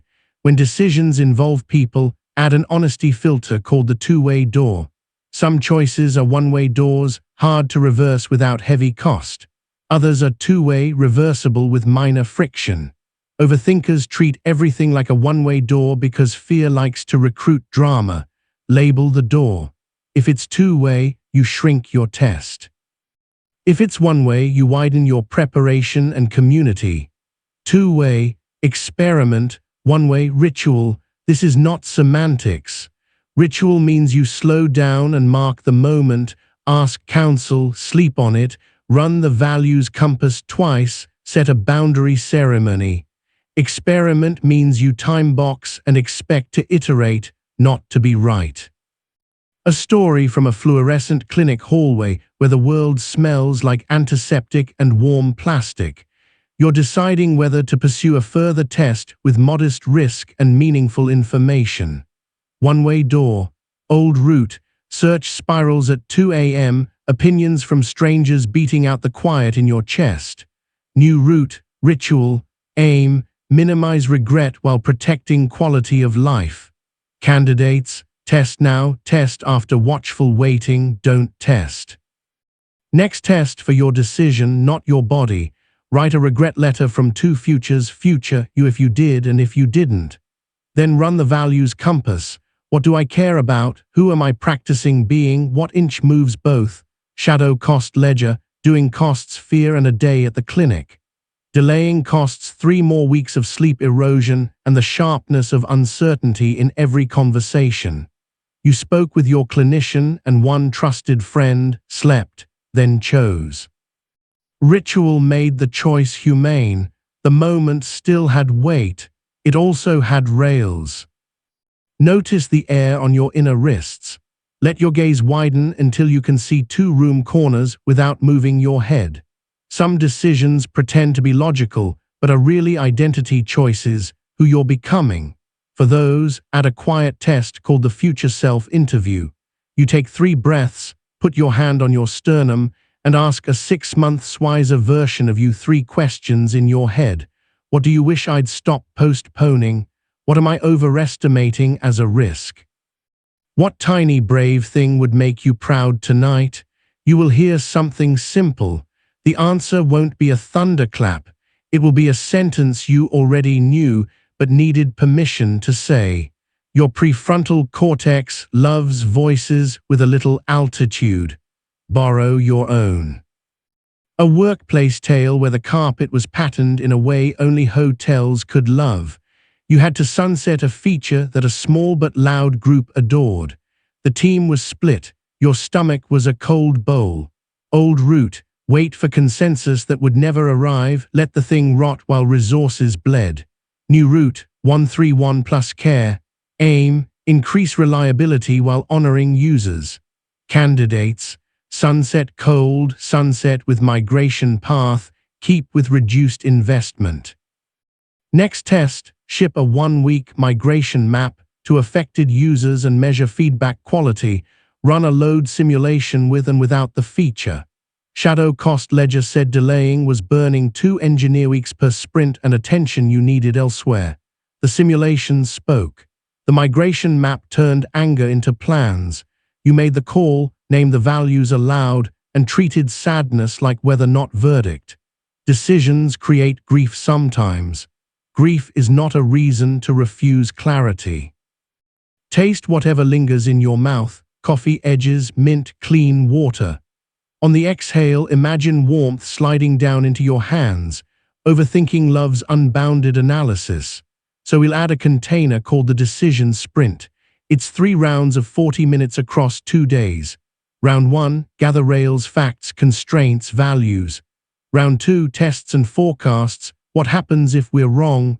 Round 3, commit and pre-write the recovery plan, how we'll know to reverse and how we'll return if needed.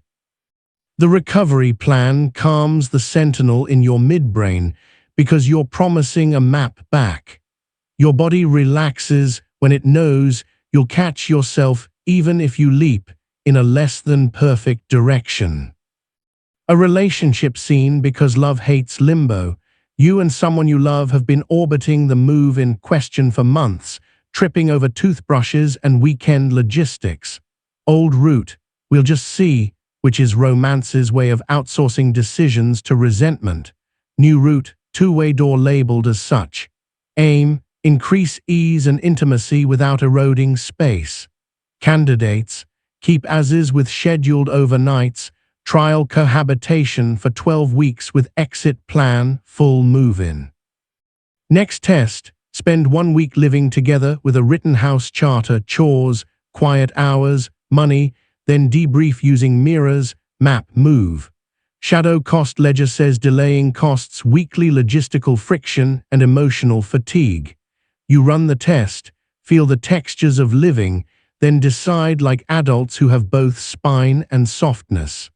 Clarity deepens intimacy more than 1,000 unsentimental kisses. Feel the chair under your thighs, the honest support of gravity.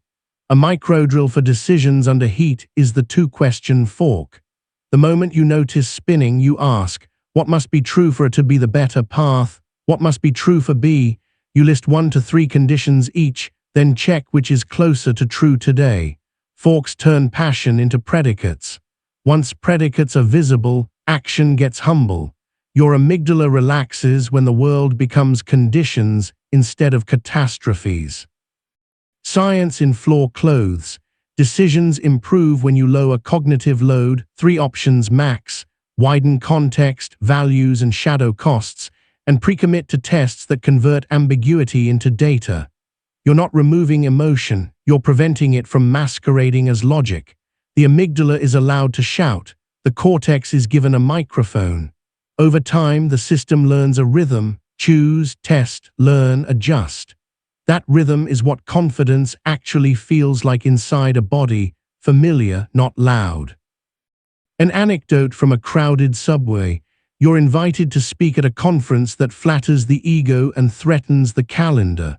Old route, say yes, perform stress, resent yourself. New route, decisions sprint light. Aim, create outsized value without starving ongoing commitments. Candidates, accept keynote, accept panel only, decline and offer a workshop later.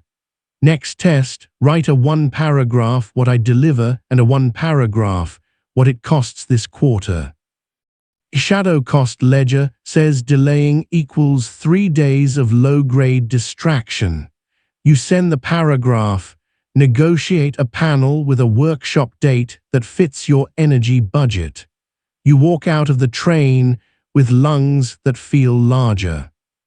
Let your jaw soften, molars hovering apart by a grain of rice. For creative decisions that stall because perfection is a phantom, add the 80-20 frame. You ask, what is the 20% that delivers 80% of the outcome for this choice? Then you do only that and schedule a review in 1 week. The frame isn't laziness, it's friction management. Your brain is a prediction machine. It learns faster from rough outcomes than from pristine hypotheticals. Shipping version 0.8 teaches more than thinking about version 2 while nothing exists. A late-night scene at your desk. You're deciding whether to shut down a side project that's more identity story than business. Old route, keep paying for hosting, keep paying with hope, keep postponing the grief. New route, ritual for one-way-ish door. Aim, free attention for work that fits current life. Candidates, shut down, archive and redirect, keep with a strict window. Next test, write a goodbye letter to the project and a hello letter to the focus that wins its time. Shadow cost ledger shows delaying costs a weekly hour and a quiet self-betrayal. You write the letters, remember the good, close the door with a click that echoes but doesn't shatter. Grieving decisions is not weakness, it is maintenance for the soul. Feel your fingertips, see if you can sense the pulse there, tiny drums you always carry. The 1-3-1 loop pairs well with the care ask when other humans hold keys to your fork. You anchor to the shared aim, request one observable action, approve a 2-week pilot, and evidence the why. If the answer is no, you pivot to your shadow cost ledger to decide whether you self-fund the test or redirect energy entirely. You don't linger in doorframes saying someday. You walk or you close, kindly. For days when you cannot see at all, when grief or illness fogs every pain, you shrink choices to the compassion pair. Which option is kinder to future me tonight, and which option is kinder to the person I'll meet? If both point to rest, you rest. If one points to water, you drink. If one points to a hard conversation, you schedule it with a script and a friend on standby. The compassion pair is not indulgence, it's triage that respects biology. Taste the clean metal of water or the sweetness left on your tongue. On your next exhale, hum for a breath. Vibration soothes the vagal line. A drill to anchor all of this. The decision card. Write 3 lines and keep them in your wallet or notes app. Line 1, aim. Line 2, 3 A, B, C. Line 3, 1 test by. On the back, write shadow cost of waiting this week. When you feel the old drift, you fill the card and take 1 inch. The card is a physical seatbelt for your choosing. You'll be told that confident people just know. That's mythology. Confident people and a way to decide when they don't know and a way to repair when they're wrong. You have both. The pause steadies your hand. The frameworks narrow your field without closing your mind. The ledger keeps you honest about the price of not choosing. The recovery loop stands by to catch you if the test points sideways. This is not bravado, it's craftsmanship. Identity, as always, glues this into your bones. You are not the emotion, you are the awareness. You are not a leaf in the wind of options. You are the walker who picks a trail, checks the weather, and carries a map back. You are not someone who waits for fate to send a sign big enough to absolve you of responsibility. You are someone who takes small, kind responsibility and lets reality speak through tests. In time, people will describe you as decisive. What they'll mean is that your nervous system trusts you to move. Picture your next fork. Feel the chair, the breath, the weight of your hands. Whisper your aim, name your 3, pick your 1 test, price the weight. Then step, not because you're sure, but because you're ready to learn. Your life does not need you to be right. It needs you to be engaged and willing to return. The rest is weather, and weather is what you know how to walk in now. You are the awareness, not the emotion. You are the decider under fog. When the room tightens and your mind wants to spin like a coin, you will breathe, write your card, run your test, and let reality be your collaborator, not your prosecutor. And you will do it again tomorrow and the day after, until decisions feel like doors you can open without flinching. Sustaining change is quieter than starting it. Beginnings get applause, maintenance gets results. You've built pause, focus, recovery, architecture, and decisions. Now you'll turn these from impressive moves into an operating rhythm that holds when life is ordinary and when life is on fire. We'll install 2 frameworks that act like rebar inside your week. First, the weekly weave, a 90-minute ritual that stitches your values, energy, and commitments into one fabric so your days stop arguing. Second, the Edge Day Protocol, a compact pattern for the days at the edges, travel, launch, illness, grief, celebrations, when schedules warp and old reflexes try to reclaim the wheel. With these, you won't just have tools, you'll have cadence. Cadence is how calm learns to walk across months. Feel the back of your neck, the skin there thinner and honest. Inhale to 4, hold to 3, exhale to 7, and hear the soft thread at the end of the breath. The weekly weave happens once, the same day each week, Sunday afternoon, Friday morning, whatever your world allows. It has 4 passes that take about 20 minutes each, with a 10-minute buffer you guard like a small temple. Pass 1 is the weather and winds pass. You scan the previous week using 3 sentences only, weather words, 1 honest win, 1 lesson. Pass 2 is the values compass pass. You write 3 values at the top of a page and list 1 inch you'll take for each in the coming week. Pass 3 is the time and focus pass. You place 3 focus fence piers on your calendar, 1 long, 1 medium, 1 tiny. Attach your 5-15-5 arc notes and write the start line scripts you'll whisper. Pass 4 is the relationship and repair pass. You choose 1 person to tend, 1 boundary to restate, 1 gratitude in shadow to send. Then you close with a minute of breath where the inhale is a promise and the exhale is a release. It sounds ceremonial because your nervous system loves ritual. Ritual tells biology, this is familiar, we are safe to plan. Notice the cool kiss of air at the tip of your nose, the warmer ribbon brushing your upper lip as you exhale. In a fluorescent conference room with the carpet only hotels would choose, you once started a week by sprinting blind. The deck, the 1-1s, the crisis disguised as quick favor, they all competed for your cortisol. Old route, crash into Monday and let adrenaline do calendar triage. New route, the weekly weave on Sunday evening at the kitchen table, a mug leaving a faint circle on the paper. Weather and winds, scattered, stubborn, 1 clean presentation saved a messy thread. Values, craft, presence, health, inches, polish the opening story, phones face down at dinner, 2 10-minute walks. Time and focus, 3 peers placed, Tuesday 9/00/11/00 deep work, Wednesday 2/002/25 single tab administrative sprint, Friday 10:30, 11:15 writing. Relationship and repair, send tethered apology to Sam, gratitude to Alex for the quiet fix, boundary reminder with the team, scope freeze on Thursdays. Monday arrived and felt pre-decided, not rigid, held. Feel your forearms against the surface beneath them, cool wood, smooth plastic, the faint give of a pad. The weave changes chemistry because prediction calms the amygdala. When you pre-mark a few rails, your reticular activating system begins the week hunting for matches to your plan instead of surprises. You're not forecasting perfection. You're allocating attentional oxygen before the room fills with smoke. Each pass translates to behavior.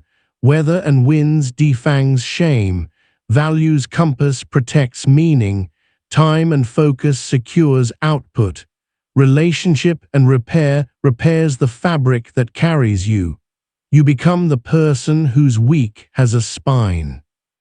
A domestic anecdote because homes test theories. Sundays used to dissolve into accidental chores and accidental resentment. Old route, float, then drown, blame the tide. New route, the weekly weave at 1 p.m. weather and winds, irritable, underslept, one good walk with the kid.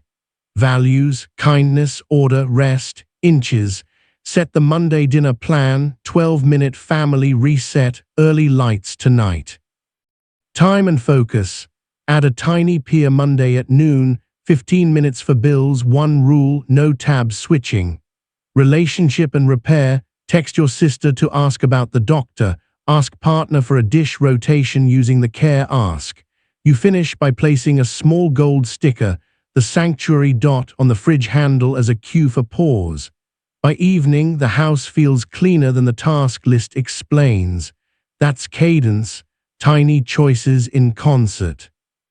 Hear the farthest sound you can, a distant car, a hum, and then the nearest, the fabric rustle at your shoulder. The second framework is for the warped days, the edges where routines break and old patterns prowl. The Edge Day protocol compresses your entire toolkit into a portable 3-step.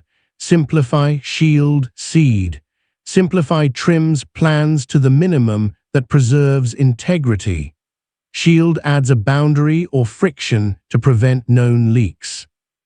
Seed plants one small action that tells your future self, we didn't abandon ourselves, we adjusted.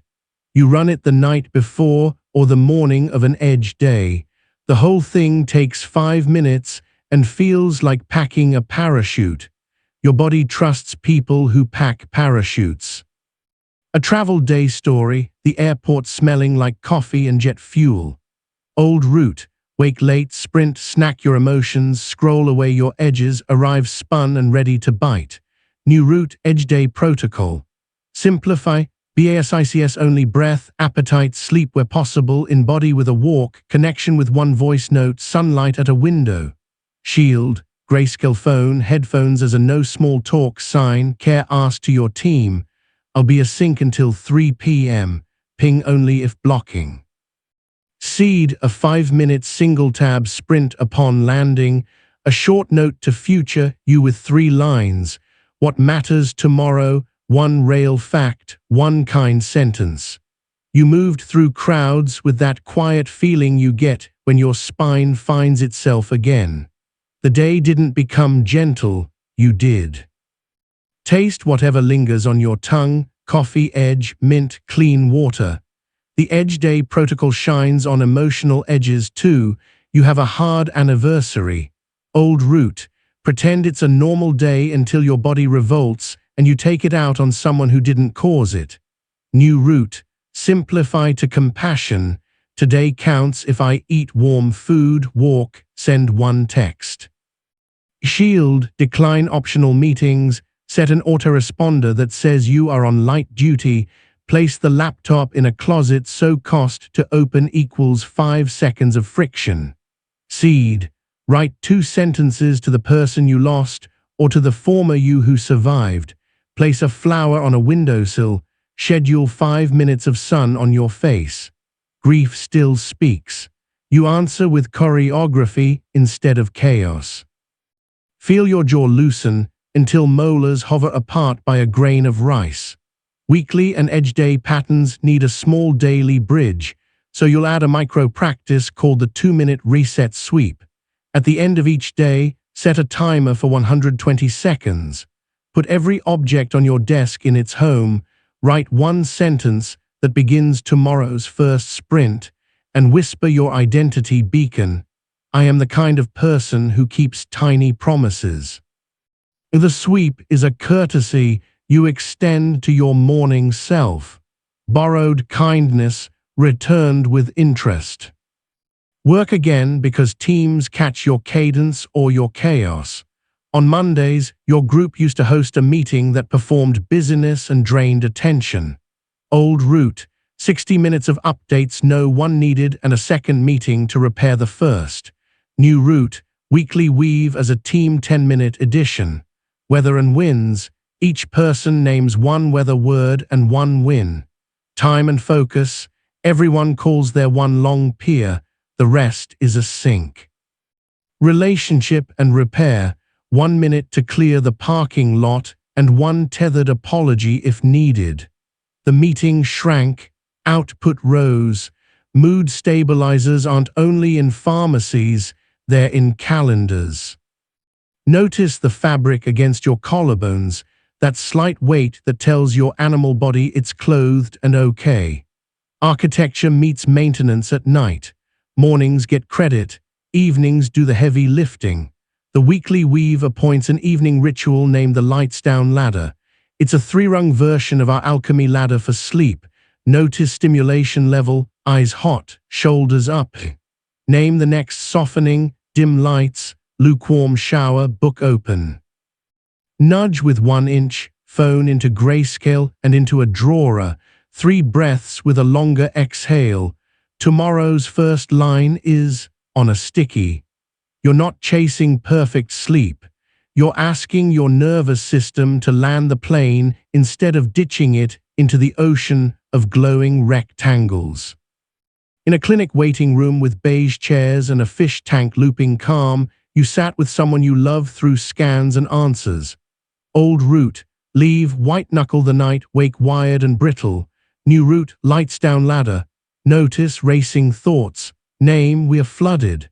Nudge, turn down the lamp, steep tea, write 1 sentence, we see the next 2 steps, and read a page of something kind. You slept in patches.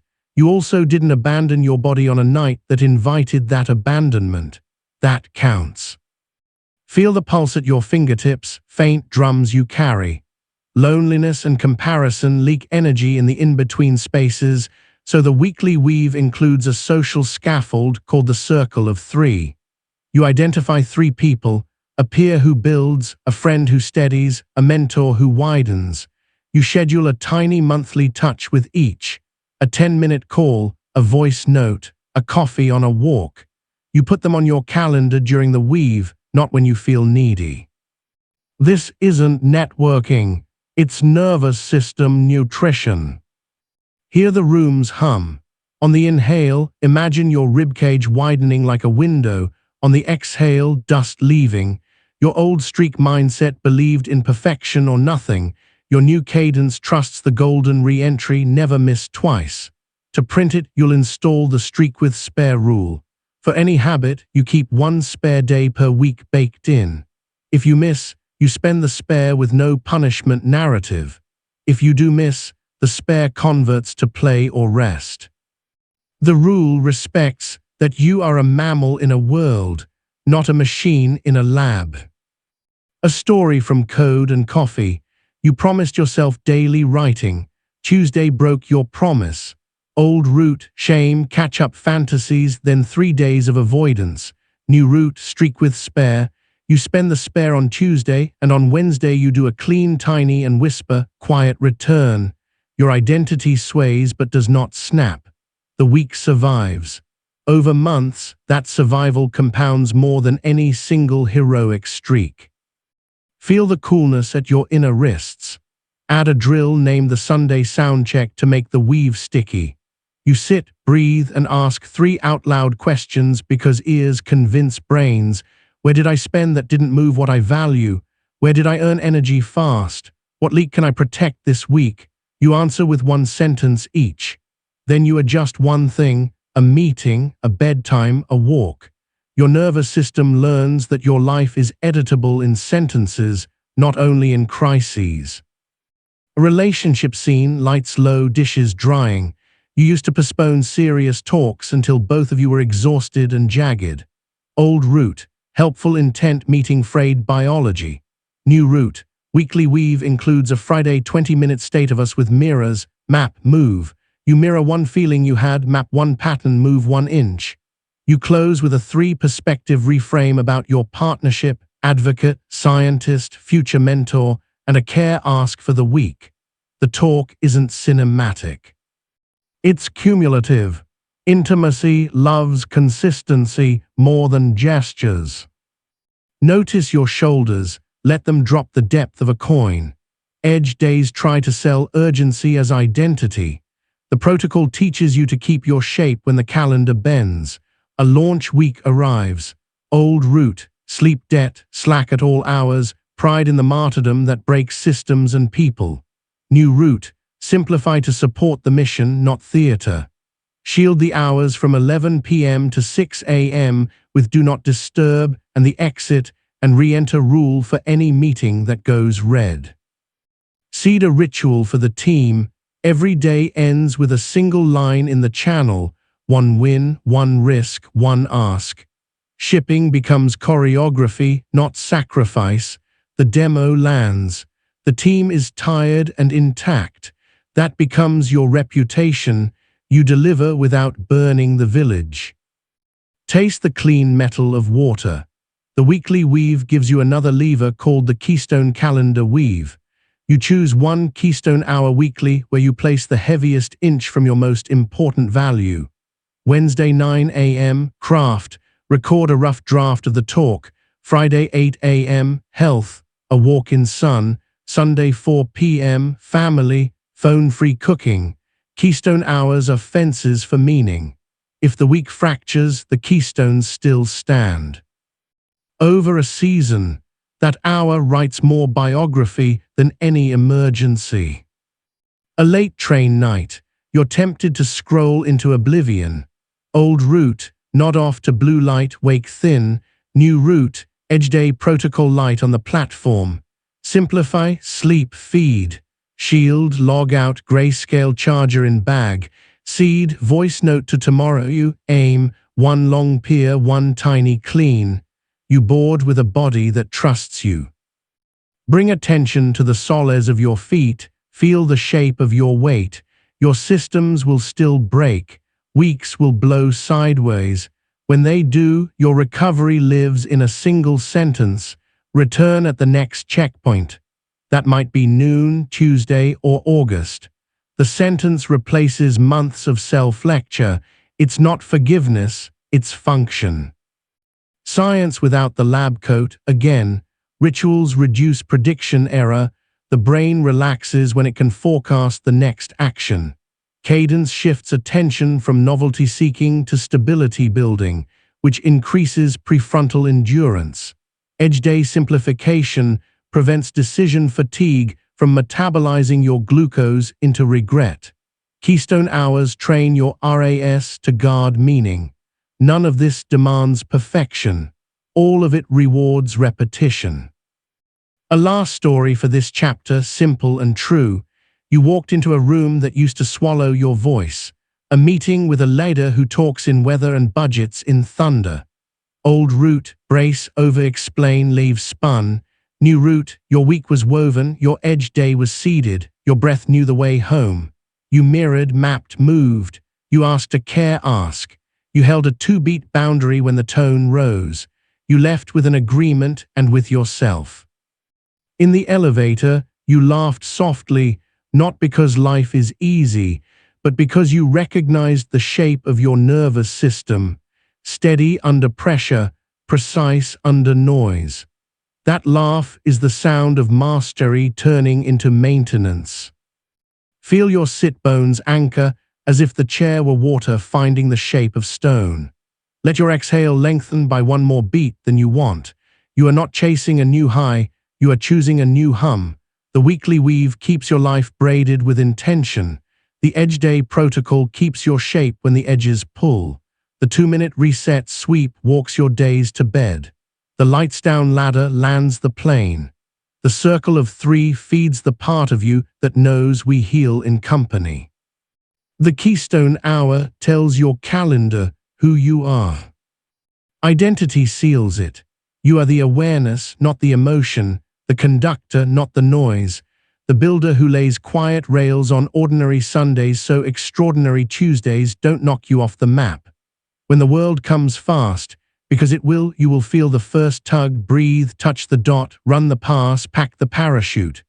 You will simplify, shield, seed. You will weave the week and walk through it, one clean inch at a time, until this cadence feels like home. There's a quiet morning where nothing is urgent and everything matters. The light across the floor is thin gold, and your body feels like a room that was cleaned overnight. This is the day you stop practicing only to survive and start practicing to become. You've assembled tools: pause, breath, window, micro yes, reframes, boundaries, fences, sprints, ladders, budgets, asks, decisions, weaves. Today you stitch them into identity so they don't fall out when life shakes you. We'll install 2 final frameworks. First, the identity lock-in, a ritual that fuses behavior to self-concept without the brittle pride that breaks under stress. Second, the ripple rule, a way to scale your calm to teams, families, and strangers without slipping into control. These are not flourishes, they are the hinge from things I do to who I am. The pause becomes a place you live. Feel the cool air at your nostrils, warmer on the way out, and the weight of your tongue resting like a small stone in a quiet river. The identity lock-in begins with an oath and ends with evidence. The oath is 10 words you can keep when flooded. I keep tiny promises, I repair fast, I return kindly. You say it once each morning, not as magic, but as policy. Then you collect evidence in a way the brain respects. Each day you capture 3 receipts, 1 tiny promise kept, 1 repair attempted, 1 return executed. You write them in past tense because the cortex likes proof over hope. Kept, 2-minute reset sweep. Repaired, clarified tone with Dan. Returned, single tab sprint after scroll. This is not vanity.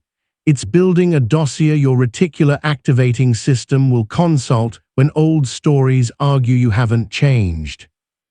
A workday opens with the smell of printer ink and the sound of distant laughter in a hallway. The calendar is a jigsaw, a deadline sits on the edge like a dare. Old root, carry a whole identity on today's performance, become genius if it goes well, fraud if it doesn't. New root, identity lock-in. Oath spoken quietly while the screen wakes. Receipts template open in a corner. You draw a focus fence and run a 5-15-5 arc that completes a stub the team can use. You start an email with a mirror, you're worried about risk, and end with a care ask. At lunch, you jot, kept, repaired, returned.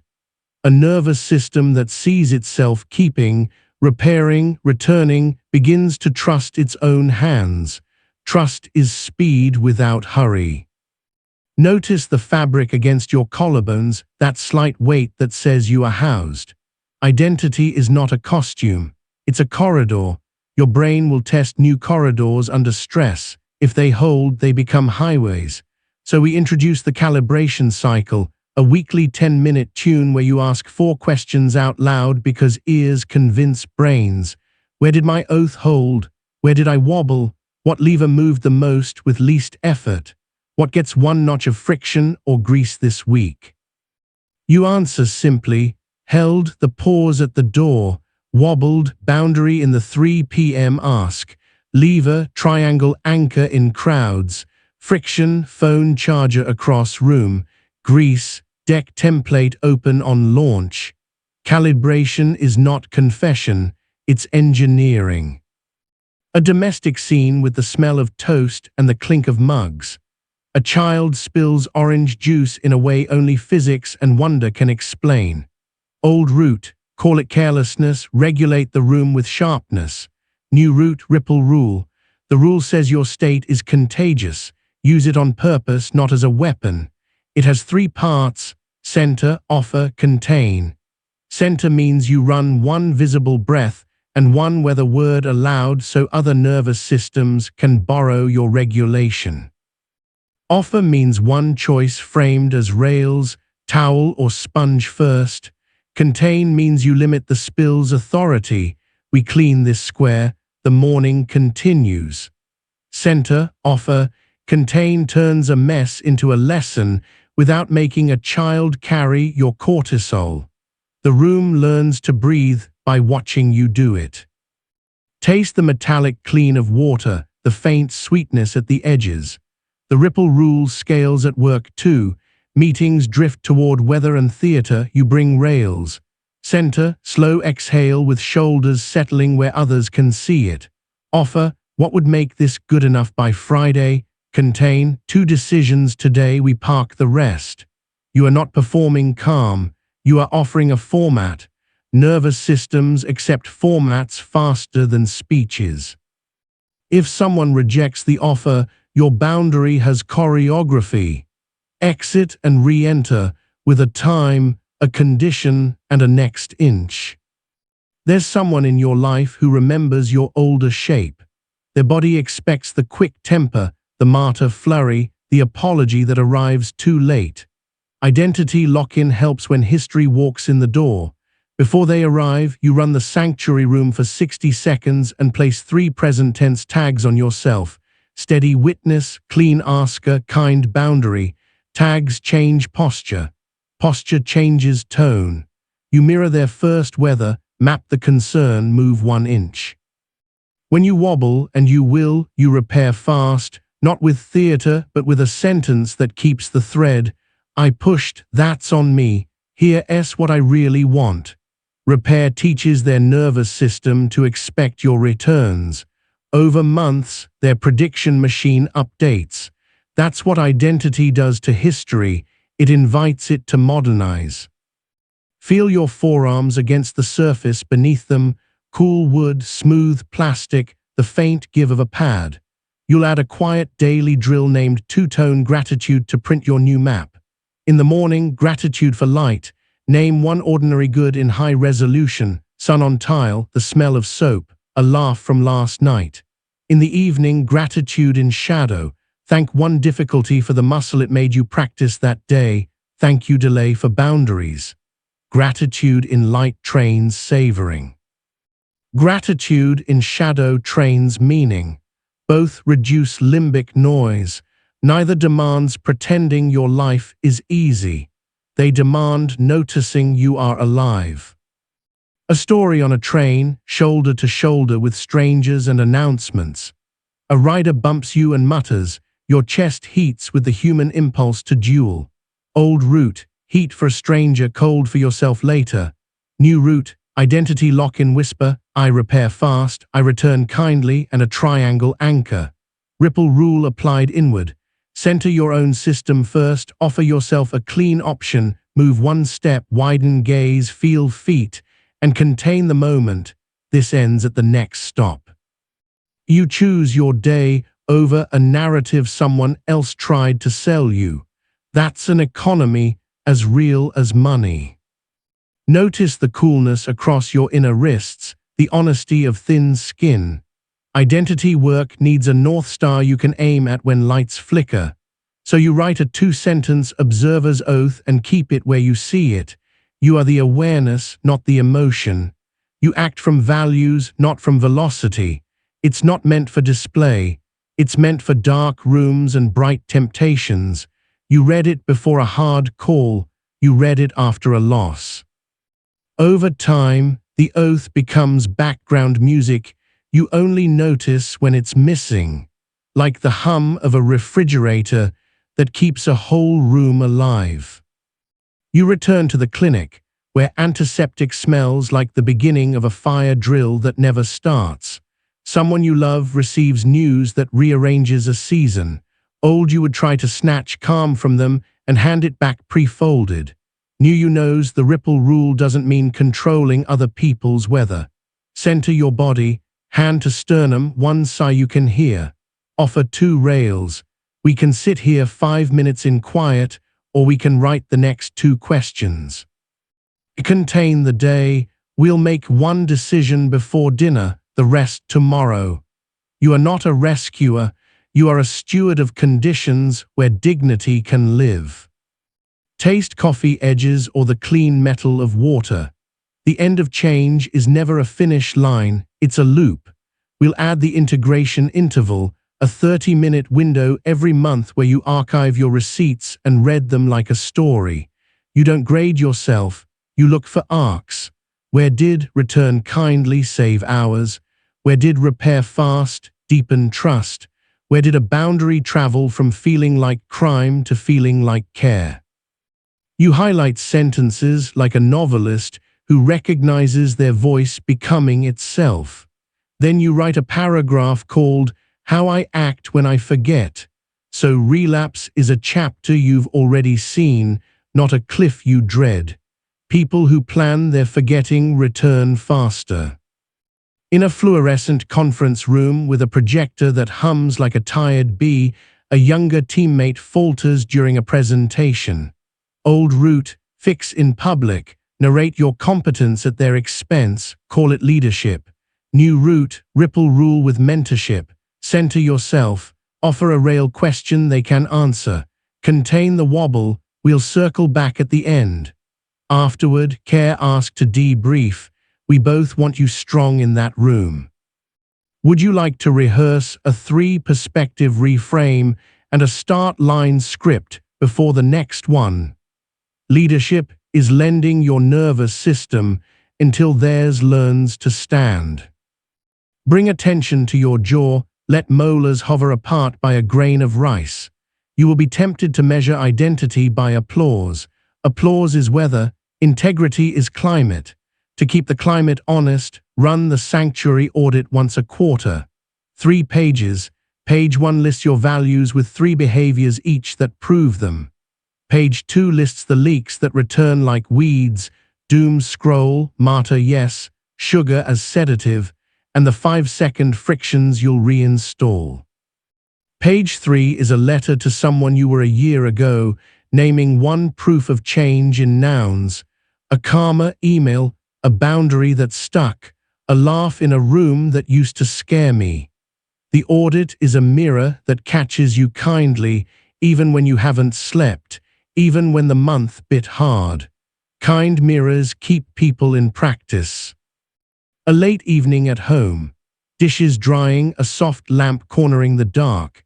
Your partner wants to talk about a pattern, your tendency to retreat when they're loud. Old route, match loud or ghost. New route, identity lock-in turns toward the sound. You mirror the weather, map the loop, move the inch. You're raising your voice because you want contact, and my nervous system hears threat. I want us both heard. I'm going to ask for a tone under 6, and I'll answer the question you just asked. The room softens by degrees. That softness is not luck. It's a return on investment from weeks of tiny receipts. You both earned it. Feel the chair receive your weight, indifferent and faithful. Decision days keep coming. When one looms, you run the 1-3-1 loop and the shadow cost ledger because you don't see the steering wheel to mood anymore. You ask future you for 3 words. They say, start, test, document. You smile and start. The smile is small. Small is sovereign. Notice the farthest sound you can hear, then the nearest, your breath's quiet thread. The final micro-practice is a blessing you place on thresholds. It's 2 lines you whisper at doors and tabs and beds and stages. May I be clear and kind. May I keep one tiny promise. The words aren't mystical. They're muscular. They tighten the weave between intention and action by a 1/4 inch each time. A 1/4 inch times 1,000 thresholds is a life that doesn't fall apart when it rains. You will still flare.